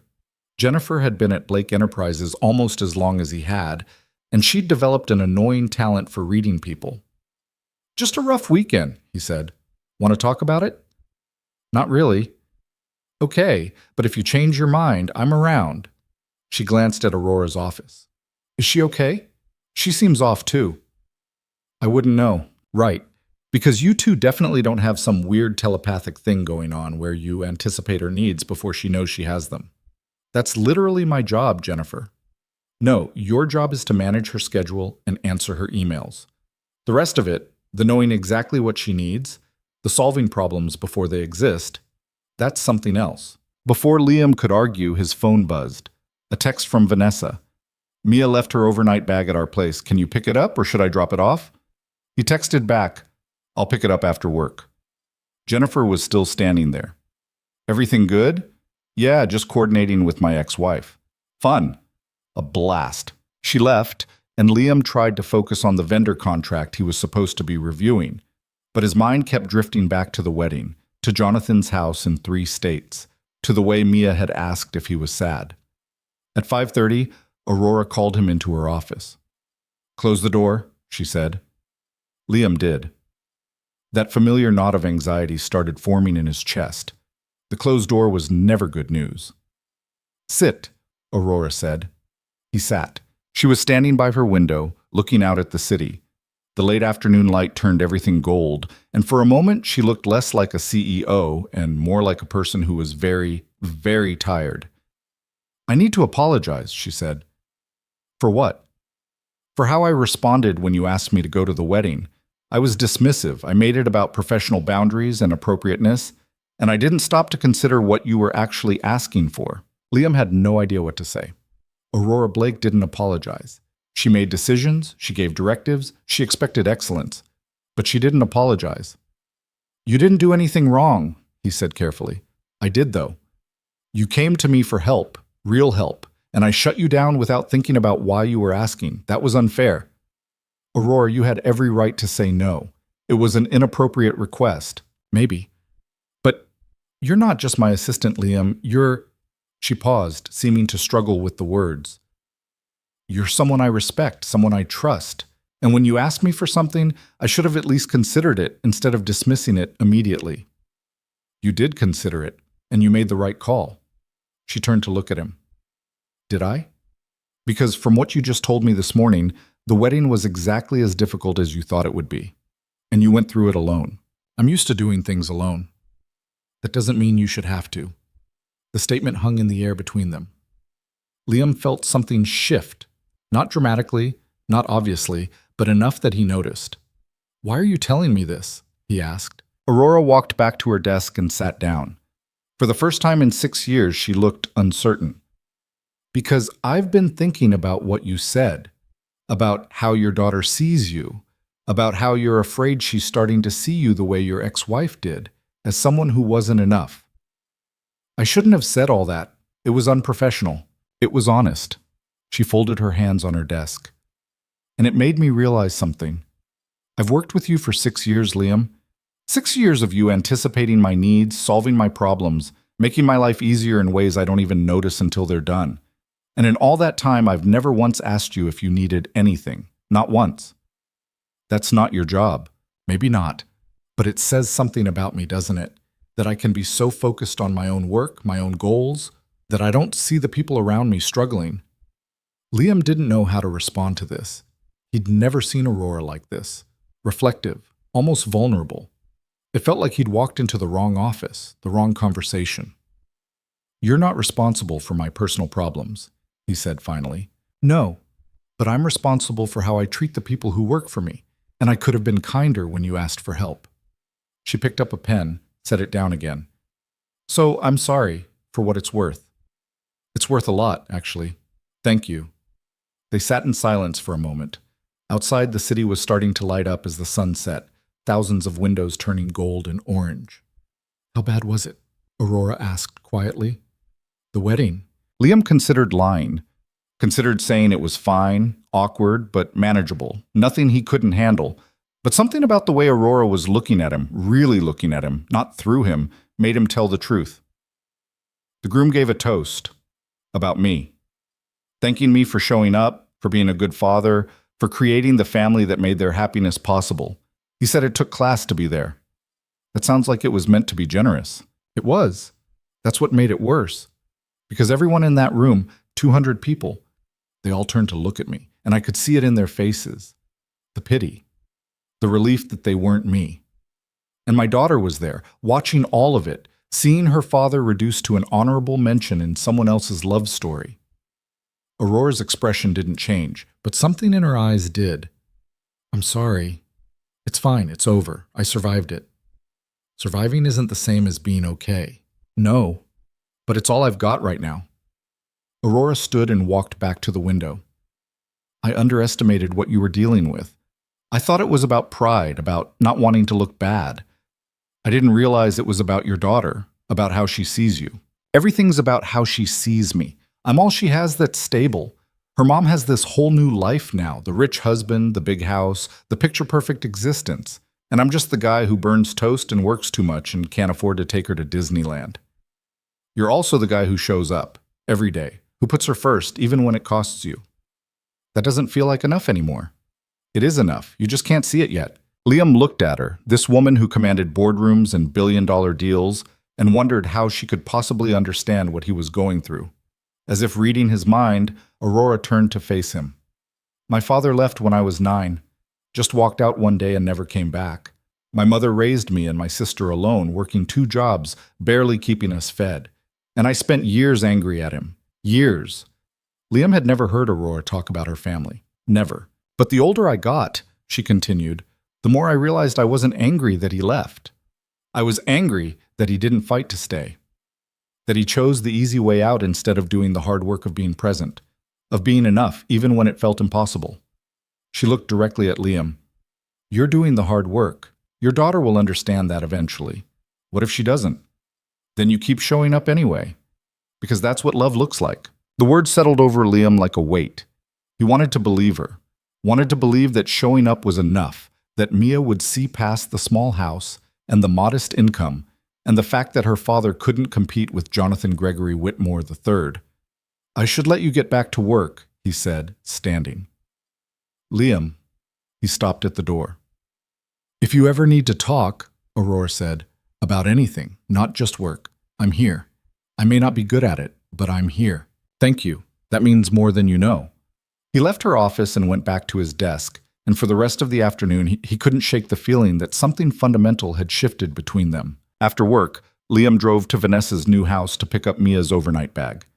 The house was in a gated community 20 minutes outside the city, the kind of neighborhood where every lawn was perfect and every house looked like it had been designed by the same architect. Jonathan's house, Vanessa's house now, he supposed, was at the end of a cul-de-sac, a sprawling modern structure with floor-to-ceiling windows and a 3-car garage. Liam pulled into the driveway and immediately felt out of place.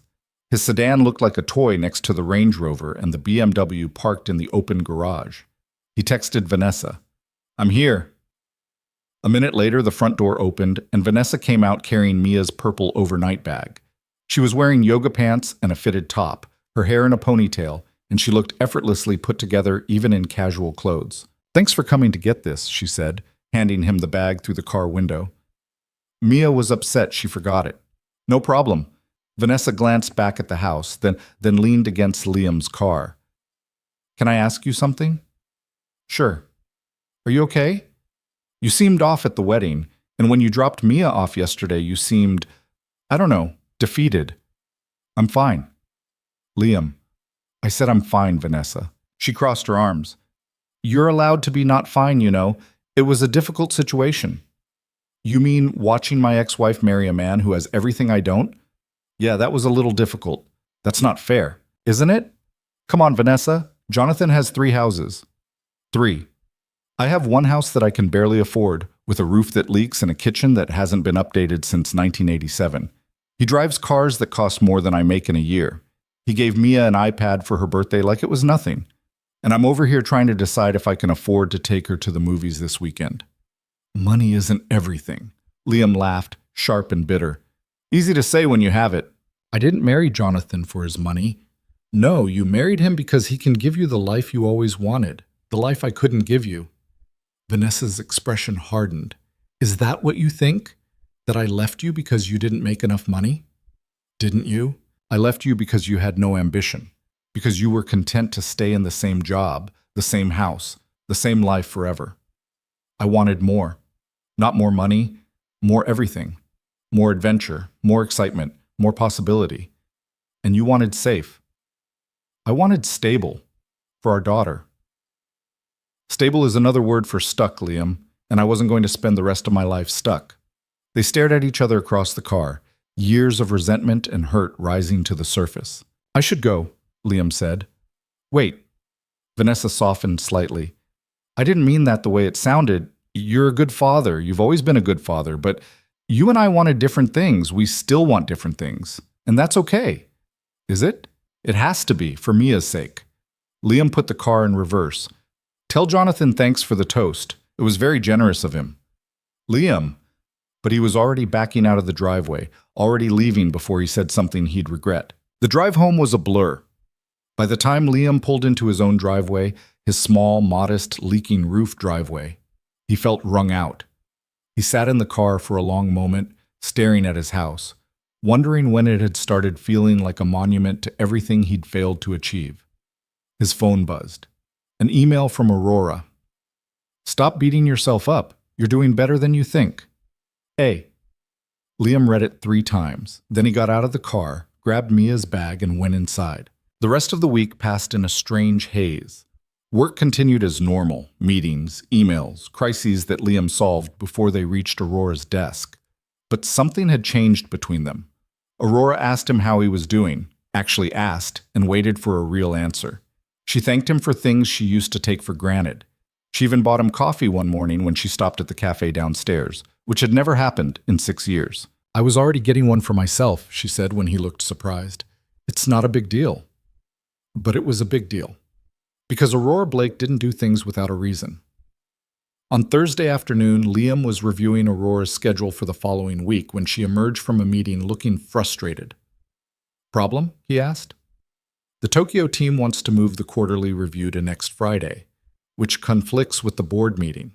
I can call them and explain that you're not available. They're insisting. Apparently it's the only time the entire executive team can meet."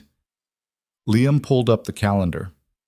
"What if we move the board meeting to Thursday? Everyone's already in town for the strategy session that morning. We could extend it into the afternoon." Aurora considered this. "That could work, but Margaret won't like it. She has plans Thursday evening." "Margaret always has plans. She'll reschedule?" "You seem very confident about that." "I am. Margaret likes you more than she likes her plans." Aurora almost smiled. "Fine. Make it happen."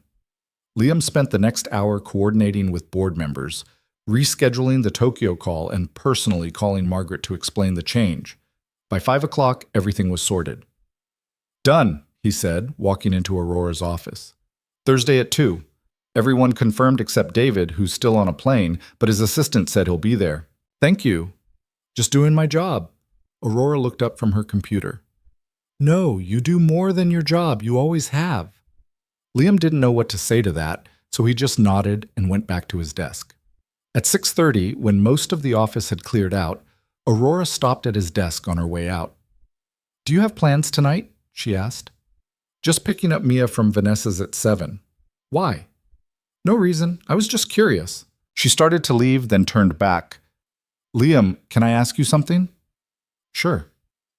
"Do you ever think about doing something else? Something other than being an assistant?" The question caught him completely off guard. "Sometimes. Why?" "Because you're better than this job. You could be doing more." "I like this job." "Do you? Or is it just safe?" Liam thought about Vanessa's words from earlier in the week. Stable is another word for stuck. "I'm good at it," he said carefully. "You're exceptional at it, but that doesn't mean it's where you should stay forever." "Are you trying to get rid of me?" "No. I'm trying to make you see what I see. Someone capable of much more than coordinating my calendar and solving vendor disputes." "Aurora." "Just think about it. That's all I'm asking." She left before he could respond, and Liam sat at his desk for another 10 minutes, staring at nothing. What did he want? He had been so focused on surviving, on being enough for Mia, on keeping his job, on not falling apart after the divorce, that he'd never stopped to ask himself what he actually wanted. He packed up his things and headed to Vanessa's house to pick up Mia. When he arrived, she came running out with her backpack, still in her school uniform. "Dad, guess what?" "What?" "Mom and Jonathan are taking me to Paris next month, for a whole week. There's going to be croissants and the Eiffel Tower, and we're staying in a hotel with a pool on the roof." Liam forced a smile. "That sounds amazing, kiddo. Have you ever been to Paris? No? Maybe you could come visit sometime. You and me. Just us." Maybe. But they both knew he couldn't afford a trip to Paris. Couldn't afford the plane ticket, the hotel, the time off work. Couldn't compete with Jonathan's effortless generosity, his ability to give Mia experiences that Liam could only dream about. On the drive home, Mia chattered about Paris, about the things she wanted to see, about how Jonathan had promised to take her to Disneyland Paris. Liam listened and nodded and tried to ignore the growing pit in his stomach. When they got home, Mia went upstairs to do homework, and Liam stood in his kitchen, staring at the refrigerator covered in Mia's drawings and report cards and permission slips. This was his life, this small house, this modest existence, this constant feeling of falling short. His phone buzzed. Another email from Aurora. "Stop comparing yourself to people who started with advantages you never had. You're building something real that matters more than you know. A. Liam read the message and felt something crack open in his chest. Not breaking, just opening, like a door he didn't know was locked. He texted back, "How do you always know exactly what I'm thinking?" Her response came a minute later. "Because I pay attention. Someone should." Liam stared at the message for a long time. Then he put his phone down and went upstairs to help Mia with her homework. And for the first time in weeks, the weight on his chest felt just a little bit lighter. Friday arrived with clear skies and the kind of crisp autumn air that made everything feel possible. Liam got Mia to school on time, made it to the office by 7:55, and had Aurora's coffee ready before she arrived at 8. The morning passed quickly. Aurora had back-to-back meetings, and Liam coordinated a conference call with the Singapore team, resolved a payment dispute with a vendor in Munich, and personally tracked down the missing files the legal department had been asking about for 3 days. At noon, Aurora emerged from her office and stopped at his desk. "I need you to do something for me," she said. "Of course. What do you need?" "I need you to take the afternoon off." Liam looked up at her. "What?" "You heard me. Take the afternoon off, go home, spend time with your daughter, do something that has nothing to do with work." "Aurora, I have your 3 o'clock with the CFO, and the vendor contract needs—" "I can handle my own 3 o'clock, and the vendor contract can wait until Monday. Take the afternoon off, Liam." "Why?" She sat on the edge of his desk, something she'd never done before. "Because in 6 years, you've never taken a sick day. You've never left early. You've never asked for time off that wasn't already scheduled. And I just realized that's not dedication. It's fear." "Fear of what?" "Fear that if you're not indispensable, you'll be disposable." The words hit harder than Liam expected. He opened his mouth to argue, but nothing came out. "You're not disposable," Aurora said quietly. "You never were, so go home. Be with your daughter. I'll see you Monday." She stood and walked back into her office, and Liam sat there, stunned. After a moment, he packed up his things and left.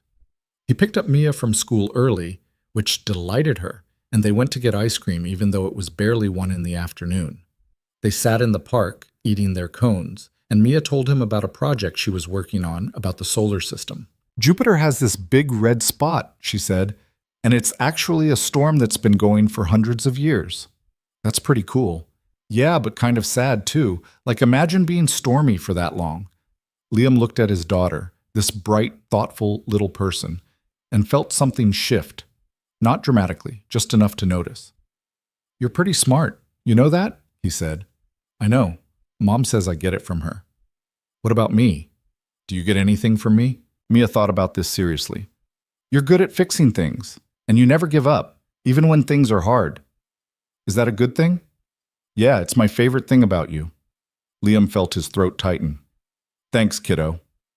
They finished their ice cream and walked home, and for the first time in what felt like months, Liam wasn't thinking about the wedding, or Jonathan, or the ways he kept falling short.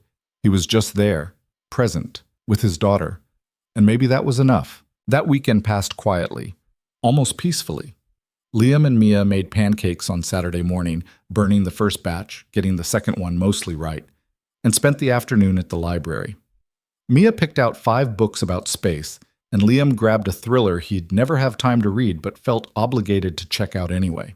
On Sunday, they did laundry together, and Mia told him about Madison Brenner's birthday party next weekend, which was going to be at some indoor trampoline place that cost $40 per kid.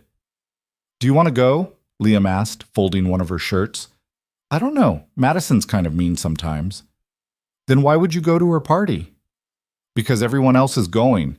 And if I don't go, I'll be the only one who didn't." Liam understood that logic more than he wanted to admit. "Well, if you decide you want to go, we'll make it work." "Even though it's $40? "Even though it's $40. Mia smiled and went back to folding her socks in the specific way she insisted was correct, and Liam added another item to the mental list of things he couldn't really afford but would figure out anyway. Monday morning, he was back at his desk by 7:58, coffee ready, inbox sorted, Aurora's briefing notes printed and waiting. When she arrived at 8, she glanced at him and shook her head. "You're incapable of taking it easy, aren't you?" "Good morning to you too." "I gave you Friday afternoon off. That was supposed to be a message." I got the message. I spent time with Mia. We had ice cream. It was nice. And now you're right back here at 8 in the morning like nothing happened. Because this is my job, Aurora. This is what I do. She studied him for a moment and Liam couldn't read her expression. Finally, she just shook her head again and took her coffee. We need to talk later. My office. After the 2 o'clock. Is something wrong? No, just be there. She disappeared into her office and Liam spent the rest of the morning trying not to worry about what we need to talk meant. In his experience, those 4 words never led anywhere good. The morning crawled by. Aurora had a meeting with the board at 9, a conference call with London at 10:30, and a working lunch with the VP of Operations at noon. Liam coordinated all of it, solved a scheduling conflict with the Frankfurt office, and personally tracked down the market analysis report that Aurora needed for her 2 o'clock presentation. At exactly 2 o'clock, Aurora's meeting started. Liam could see her through the glass walls of the conference room, presenting data with the kind of confidence that made people sit up straighter. At 2:45, the meeting ended, and Aurora headed straight for her office. She stopped at his desk. Come on. Liam followed her in, and she closed the door behind them. Sit, she said. He sat. The knot in his stomach tightened. Aurora didn't sit. She stood by her window, arms crossed, looking out at the city.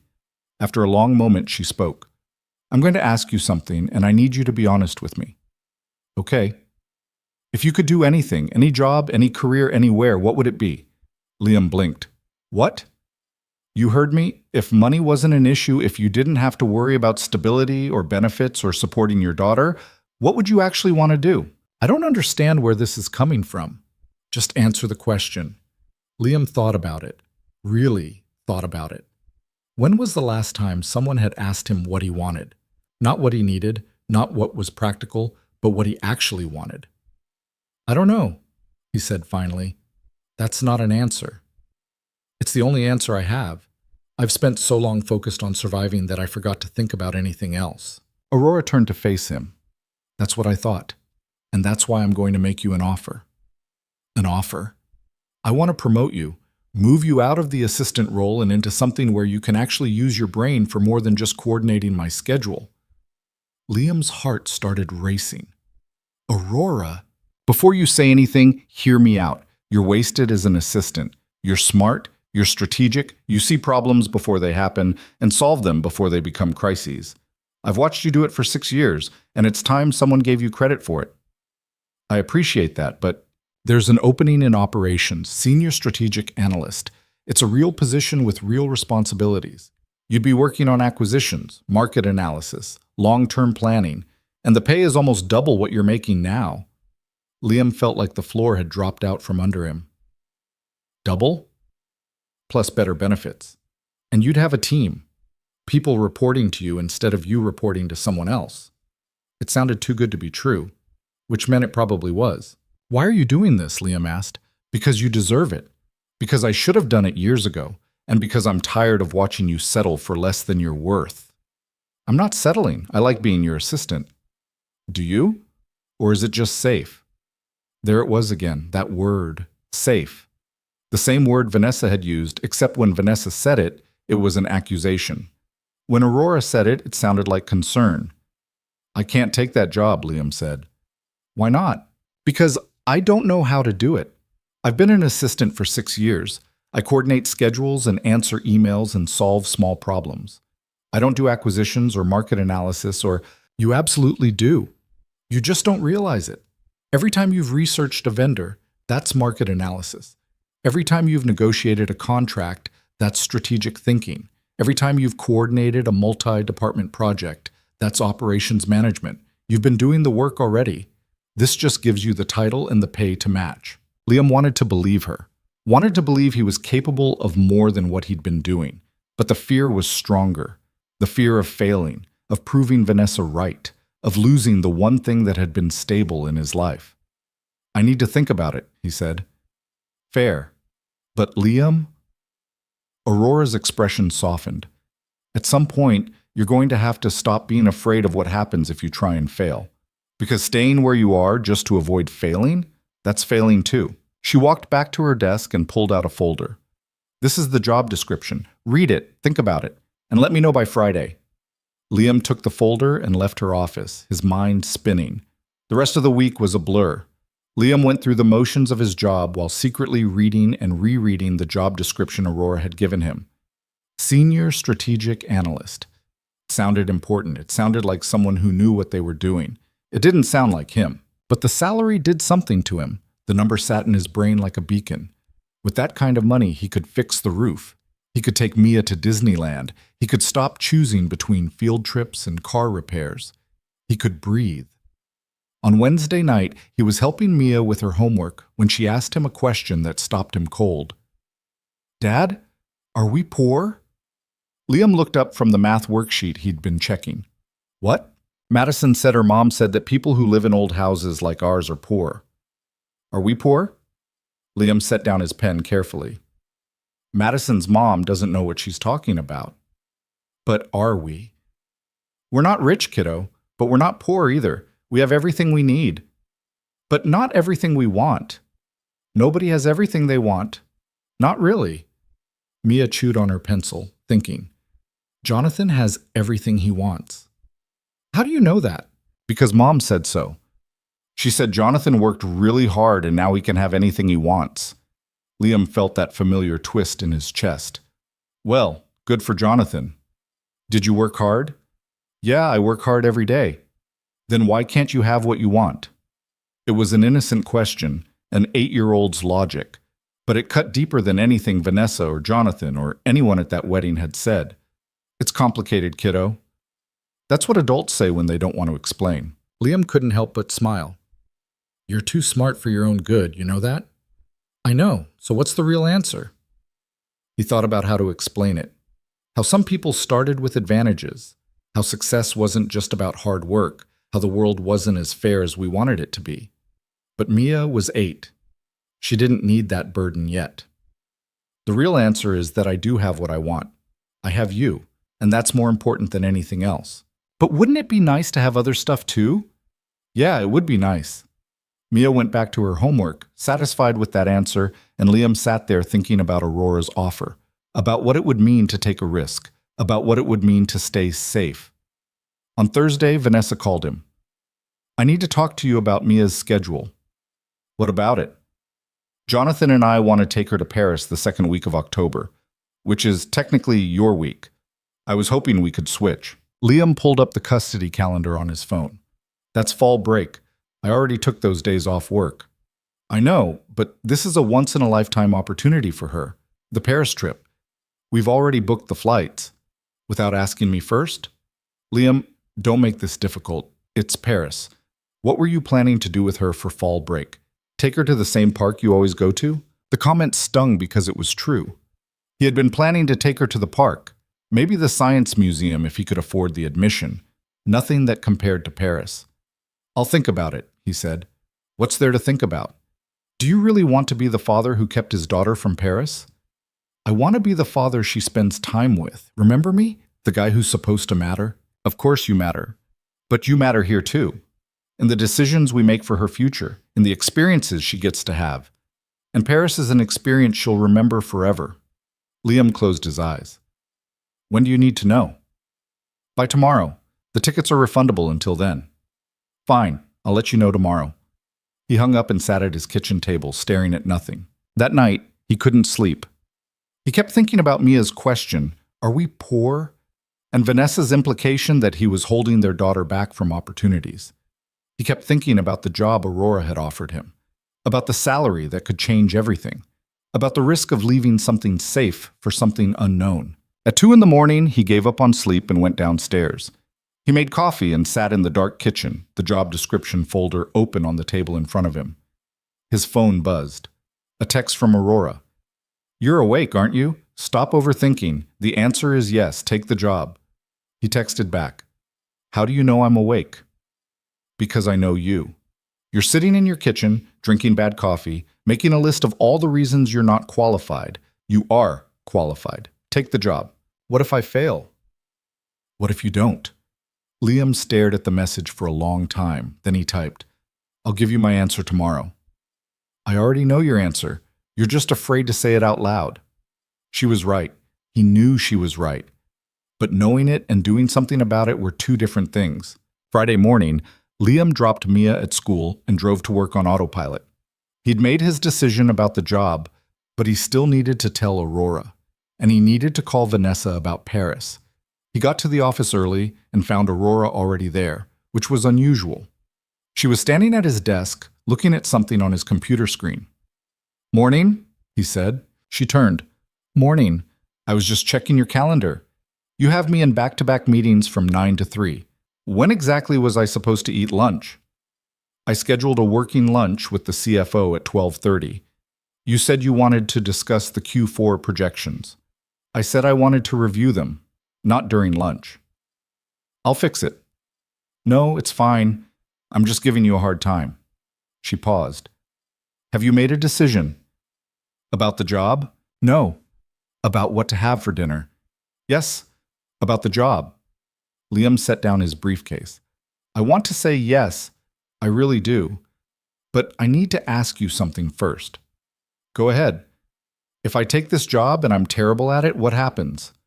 "You won't be terrible at it." "But if I am," Aurora crossed her arms, "then we'll figure it out. We'll get you training, mentorship, whatever you need.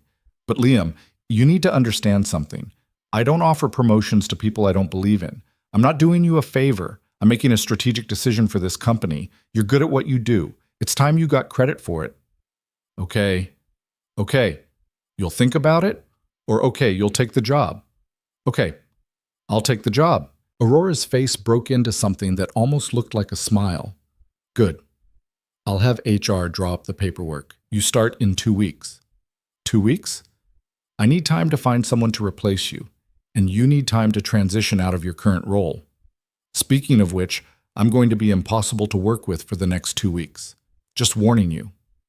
"You're always impossible to work with." "True, but now I'll be impossible and sad about losing the best assistant I've ever had." Liam felt something warm spread through his chest. "Thank you for believing in me when I didn't believe in myself." "Someone had to." She picked up her coffee. "Now get to work. Those meetings won't coordinate themselves." The rest of the day passed in a strange haze. Liam went through his usual routine, emails, phone calls, putting out fires, but everything felt different now. Like he was looking at his job from the outside, seeing it for what it was, instead of what he'd convinced himself it had to be. At lunch, he stepped outside and called Vanessa. "I thought about the Paris trip," he said when she answered. "And?" "She can go." "Really? I thought you'd fight me on this." "I thought about it, and you're right. It's an experience she'll remember forever. I don't want to be the reason she misses out on that." There was a pause on the other end. "Thank you, Liam. Really. I know that wasn't easy." "No, it wasn't, but it's the right thing. For what it's worth, you're a good father. I don't say that enough." "Thanks, Vanessa." He hung up and stood there on the sidewalk, feeling the October sun on his face, and realized that for the first time in months, he didn't feel like he was drowning. He felt like he was treading water, which wasn't the same as swimming, but it was better than sinking. That evening, he told Mia about Paris. She screamed with excitement and hugged him so hard he thought his ribs might crack. "This is the best thing ever! Can I bring my camera and my journal? Oh, I need to learn some French words." "You've got 3 weeks. I'm sure you can learn a few words." She ran upstairs to start making a list of everything she needed to pack, and Liam sat on the couch, feeling the quiet of the house settle around him. His phone buzzed. Another text from Aurora. "Proud of you. For the job and for Paris, you're doing the hard thing instead of the easy thing. That takes courage." He texted back, "I learned it from you." "No, you always had it. You just needed someone to point it out." The next 2 weeks were chaos. Liam trained his replacement, a sharp young woman named Claire who asked good questions and took detailed notes, while simultaneously trying to prepare for his new role. Aurora was, as promised, impossible to work with, constantly checking in on him, making sure Claire was learning everything correctly, and occasionally looking at him like she was already regretting her decision to promote him. "You're not allowed to fail at this," she said one afternoon while reviewing the transition plan. "No pressure." "I'm serious. If you fail, it makes me look bad. And I don't look bad. I'll try not to embarrass you." "See that you don't." But there was warmth in her voice, something that hadn't been there before, something that felt almost like friendship. On his last day as Aurora's assistant, She called him into her office at 5 o'clock. The rest of the building had mostly cleared out, and the late afternoon light turned everything gold. "I wanted to give you something," she said, handing him a small wrapped box. "You didn't have to do that." "Open it." Inside was a pen. Not just any pen, an expensive one, the kind that came in a wooden case with a brass nameplate engraved with his name. "For all the contracts you're going to negotiate," Aurora said, "and all the deals you're going to close." Liam felt his throat tighten. "Thank you." "Don't thank me yet. Thank me when you've survived your first quarter." "I'll do my best." Aurora stood and walked to the window. "You know, when I first hired you, I thought you were overqualified for the assistant role. But you seemed like you needed it, so I didn't push. I should have pushed. I should have seen years ago that you were capable of more." "I wasn't ready years ago." "Maybe not, but you're ready now." She turned to face him. "Don't waste it, Liam. Don't play it safe just because safe feels comfortable. You've got talent. Use it." "I will." "Good." She picked up her briefcase. "Now get out of here. Go home to your daughter. Monday, you start fresh, and I expect you to hit the ground running." "Yes, ma'am." "And Liam, thank you for 6 years of making my life easier. I didn't appreciate it enough, but I do now." He nodded, not trusting himself to speak, and left her office for the last time as her assistant. That weekend, Liam helped Mia pack for Paris. They made lists, checked them twice, and then made new lists when she decided she needed completely different clothes. On Saturday night, they ordered pizza and watched a movie, and Mia fell asleep on the couch with her head on his shoulder. Liam sat there, careful not to wake her, and thought about everything that had changed in the past month. The wedding that had felt like rock bottom, the job offer that felt like a second chance, the slowly growing sense that maybe he wasn't as stuck as he'd thought. Sunday afternoon, Vanessa came to pick up Mia for the Paris trip. She arrived in Jonathan's Range Rover, and Mia loaded her suitcase into the back while chattering about all the things she wanted to see. "We'll take good care of her," Vanessa said to Liam. "I know you will. And I'll make sure she calls you every day." "I'd appreciate that." Vanessa hesitated, then said, "I heard about your promotion. Congratulations." Liam was surprised she knew. "Thanks. How'd you hear about it?" "Rachel knows someone who works at Blake Enterprises. Word travels." She smiled, and for once it looked genuine. "I'm glad, Liam. Really. You deserve it." "Thanks." Mia hugged him goodbye, promised to bring him back something from Paris, and climbed into the car. Liam watched them drive away, and instead of feeling empty, he felt something else. Hope. Monday morning, Liam arrived at Blake Enterprises as a senior strategic analyst. He had a new office, small, but with a door and a window, and a desk that didn't face anyone else's. Claire had taken over his old position, and Aurora had already started treating her with the same exacting standards she'd used with Liam. His first assignment was to analyze a potential acquisition in the tech sector. The file was 3 inches thick, full of financial data and market projections and legal documents. Liam looked at it and felt a wave of panic. Then he opened it and started reading. By lunch, he'd made it through half the documents and started a preliminary analysis. By 3, he'd identified 3 major red flags that the initial assessment had missed. By 5, he'd written a 10-page report recommending against the acquisition. He sent it to Aurora and waited. 10 minutes later, she appeared at his office door. "This is good," she said, holding his report.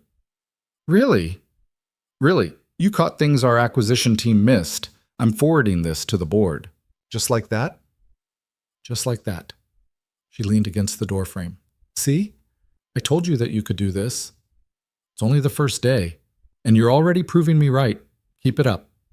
She left, and Liam sat at his desk, staring at his computer screen, feeling something he hadn't felt in a long time. Pride. The week passed quickly. Liam dove into his new role, working on analysis projects, sitting in on strategy meetings, contributing ideas that people actually listened to. It was harder than being an assistant, more pressure, more visibility, more ways to fail. But it was also more rewarding. Every night, Mia called from Paris. She told him about the Eiffel Tower, the Louvre, the crepes she'd eaten for breakfast.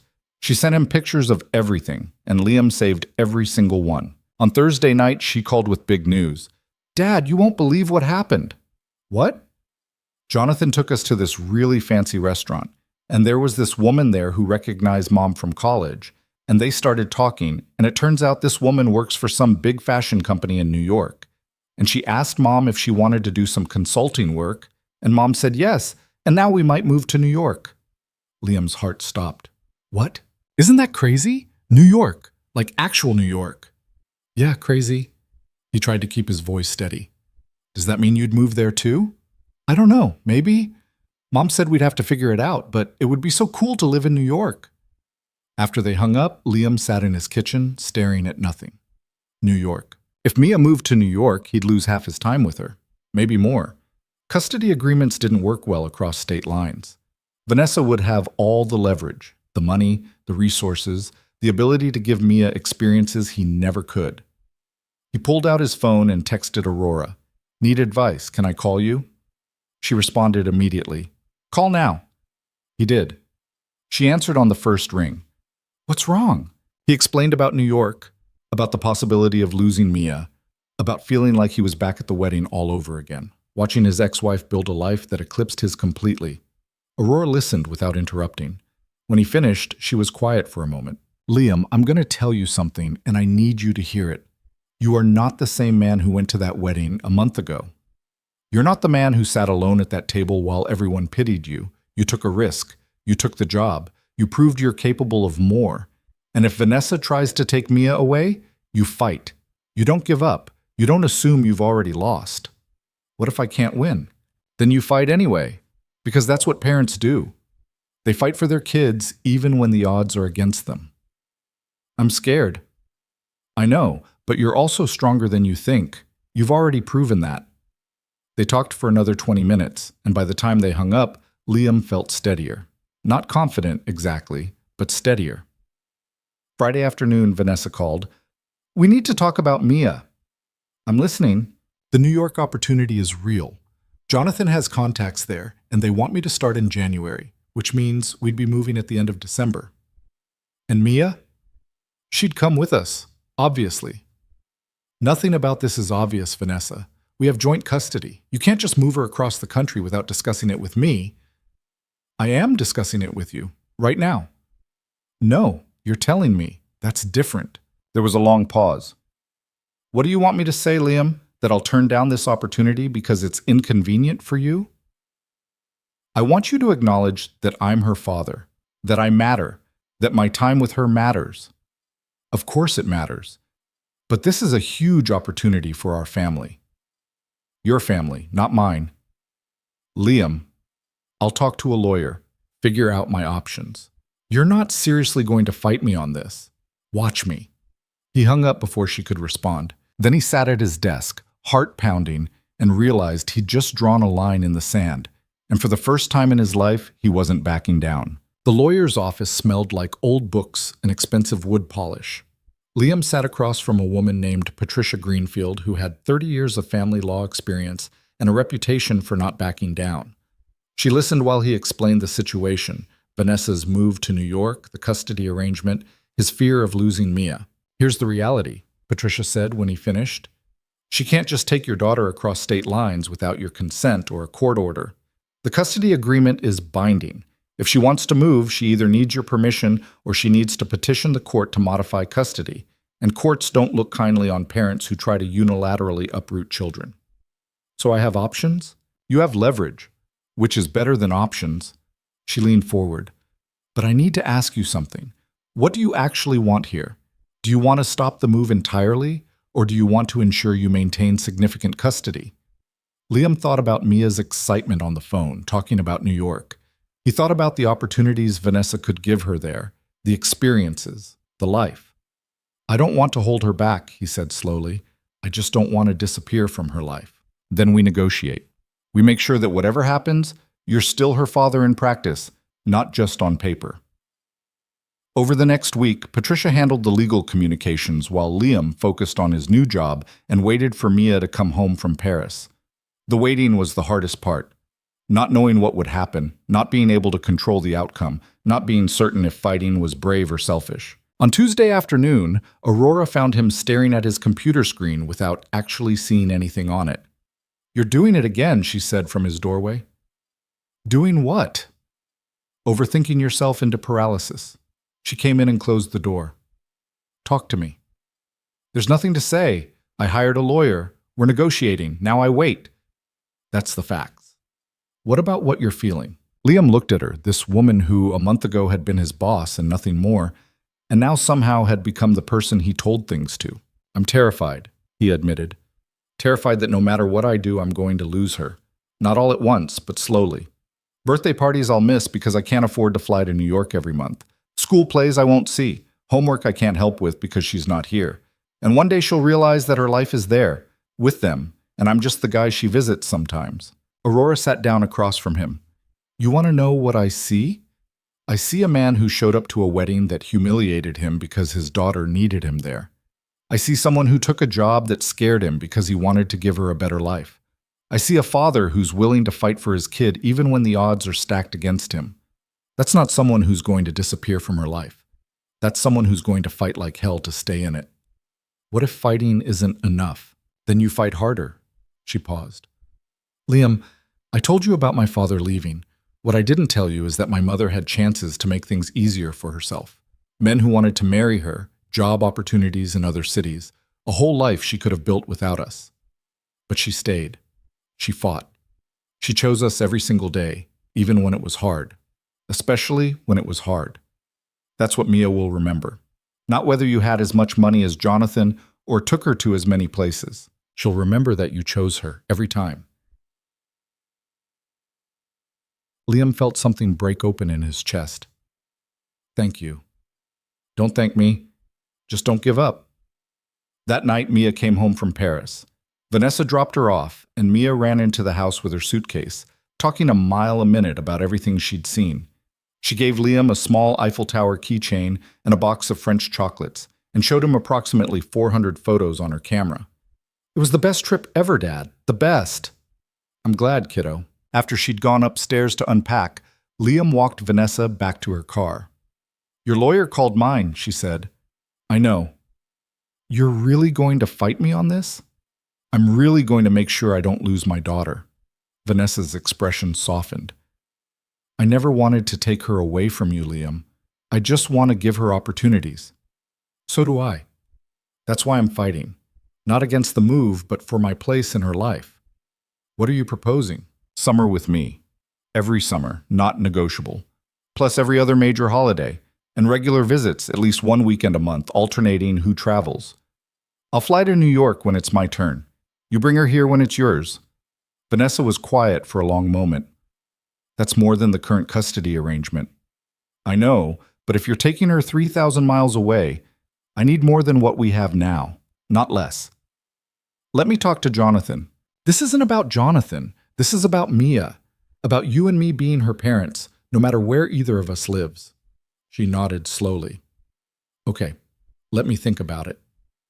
Think fast, because if we can't agree, we go to court. And I promise you, Vanessa, I will fight this with everything I have. She drove away, and Liam went back inside where Mia was showing him a drawing she'd made of the Arc de Triomphe. 3 days later, Vanessa's lawyer called Patricia with a counteroffer. It was close to what Liam had asked for. Not exactly, but close enough that Patricia recommended accepting it. You won, she told him. Not everything, but the important things. You're still her father. That's what matters. When Liam told Mia about the arrangement, she cried. Not sad tears, but relieved ones. I thought you'd be mad about New York, she said. I'm not mad. Change is hard, but we'll figure it out. We always do.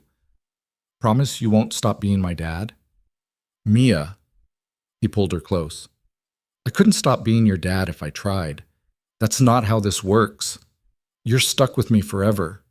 She laughed through her tears and hugged him tighter. The months that followed were an adjustment. Liam threw himself into his new job, proving Aurora right with every project he completed. He negotiated his first major acquisition in November, a tech startup that fit perfectly into Blake Enterprises' portfolio, and Aurora sent him an email that just said, "Told you so," with a champagne bottle emoji. Mia moved to New York 2 days after Christmas. Saying goodbye was one of the hardest things Liam had ever done, but he put on a brave face and reminded her about their first visit in January. That night, alone in his house for the first time in years, Liam sat at his kitchen table and let himself feel everything he'd been holding back. The grief of watching his daughter leave, the pride at how brave she'd been, the fear that he'd somehow still lose her despite the legal agreements and promises. His phone buzzed, a text from Aurora. "You did good today." "I know it doesn't feel like it, but you did." He texted back, "Doesn't feel like anything right now. Give it time. And remember, you're not doing this alone." Over the next few months, Liam found a rhythm. Work during the week, video calls with Mia every night, flights to New York twice a month. It wasn't the same as having her in the next room, but it was enough. More than enough. And slowly, something else changed too. Aurora started joining him for lunch sometimes. Not in a formal way, just occasionally sitting at his desk with her salad while he ate his sandwich, talking about things that had nothing to do with work. She asked about Mia. He asked about her life outside the office, which she deflected but sometimes, rarely, actually answered. In March, she invited him to a charity gala the company was sponsoring. "I need someone there who actually knows what they're talking about if anyone asks about the tech acquisition," she said. "Plus, you clean up well. I saw the wedding suit, remember?" Liam went. He wore the same suit Richard had made, and when he arrived at the hotel ballroom where the gala was being held, Aurora was waiting near the entrance. She was wearing a dark blue dress that was somehow both elegant and understated, and when she saw him, something in her expression shifted. "You came," she said. "You invited me." "I did. But you could have said no." "Why would I say no?" She smiled, small and genuine. "Come on, let's survive this thing together." They spent the evening talking to donors and board members, and at one point someone asked if they were together. Aurora didn't correct them, and neither did Liam. When the night ended, she walked him to his car. "Thank you for coming," she said. "I know these things aren't your favorite." "It wasn't bad. Better than the last formal event I attended." "The wedding?" "Yeah." Aurora looked at him in the parking lot lights. "You know what's different now?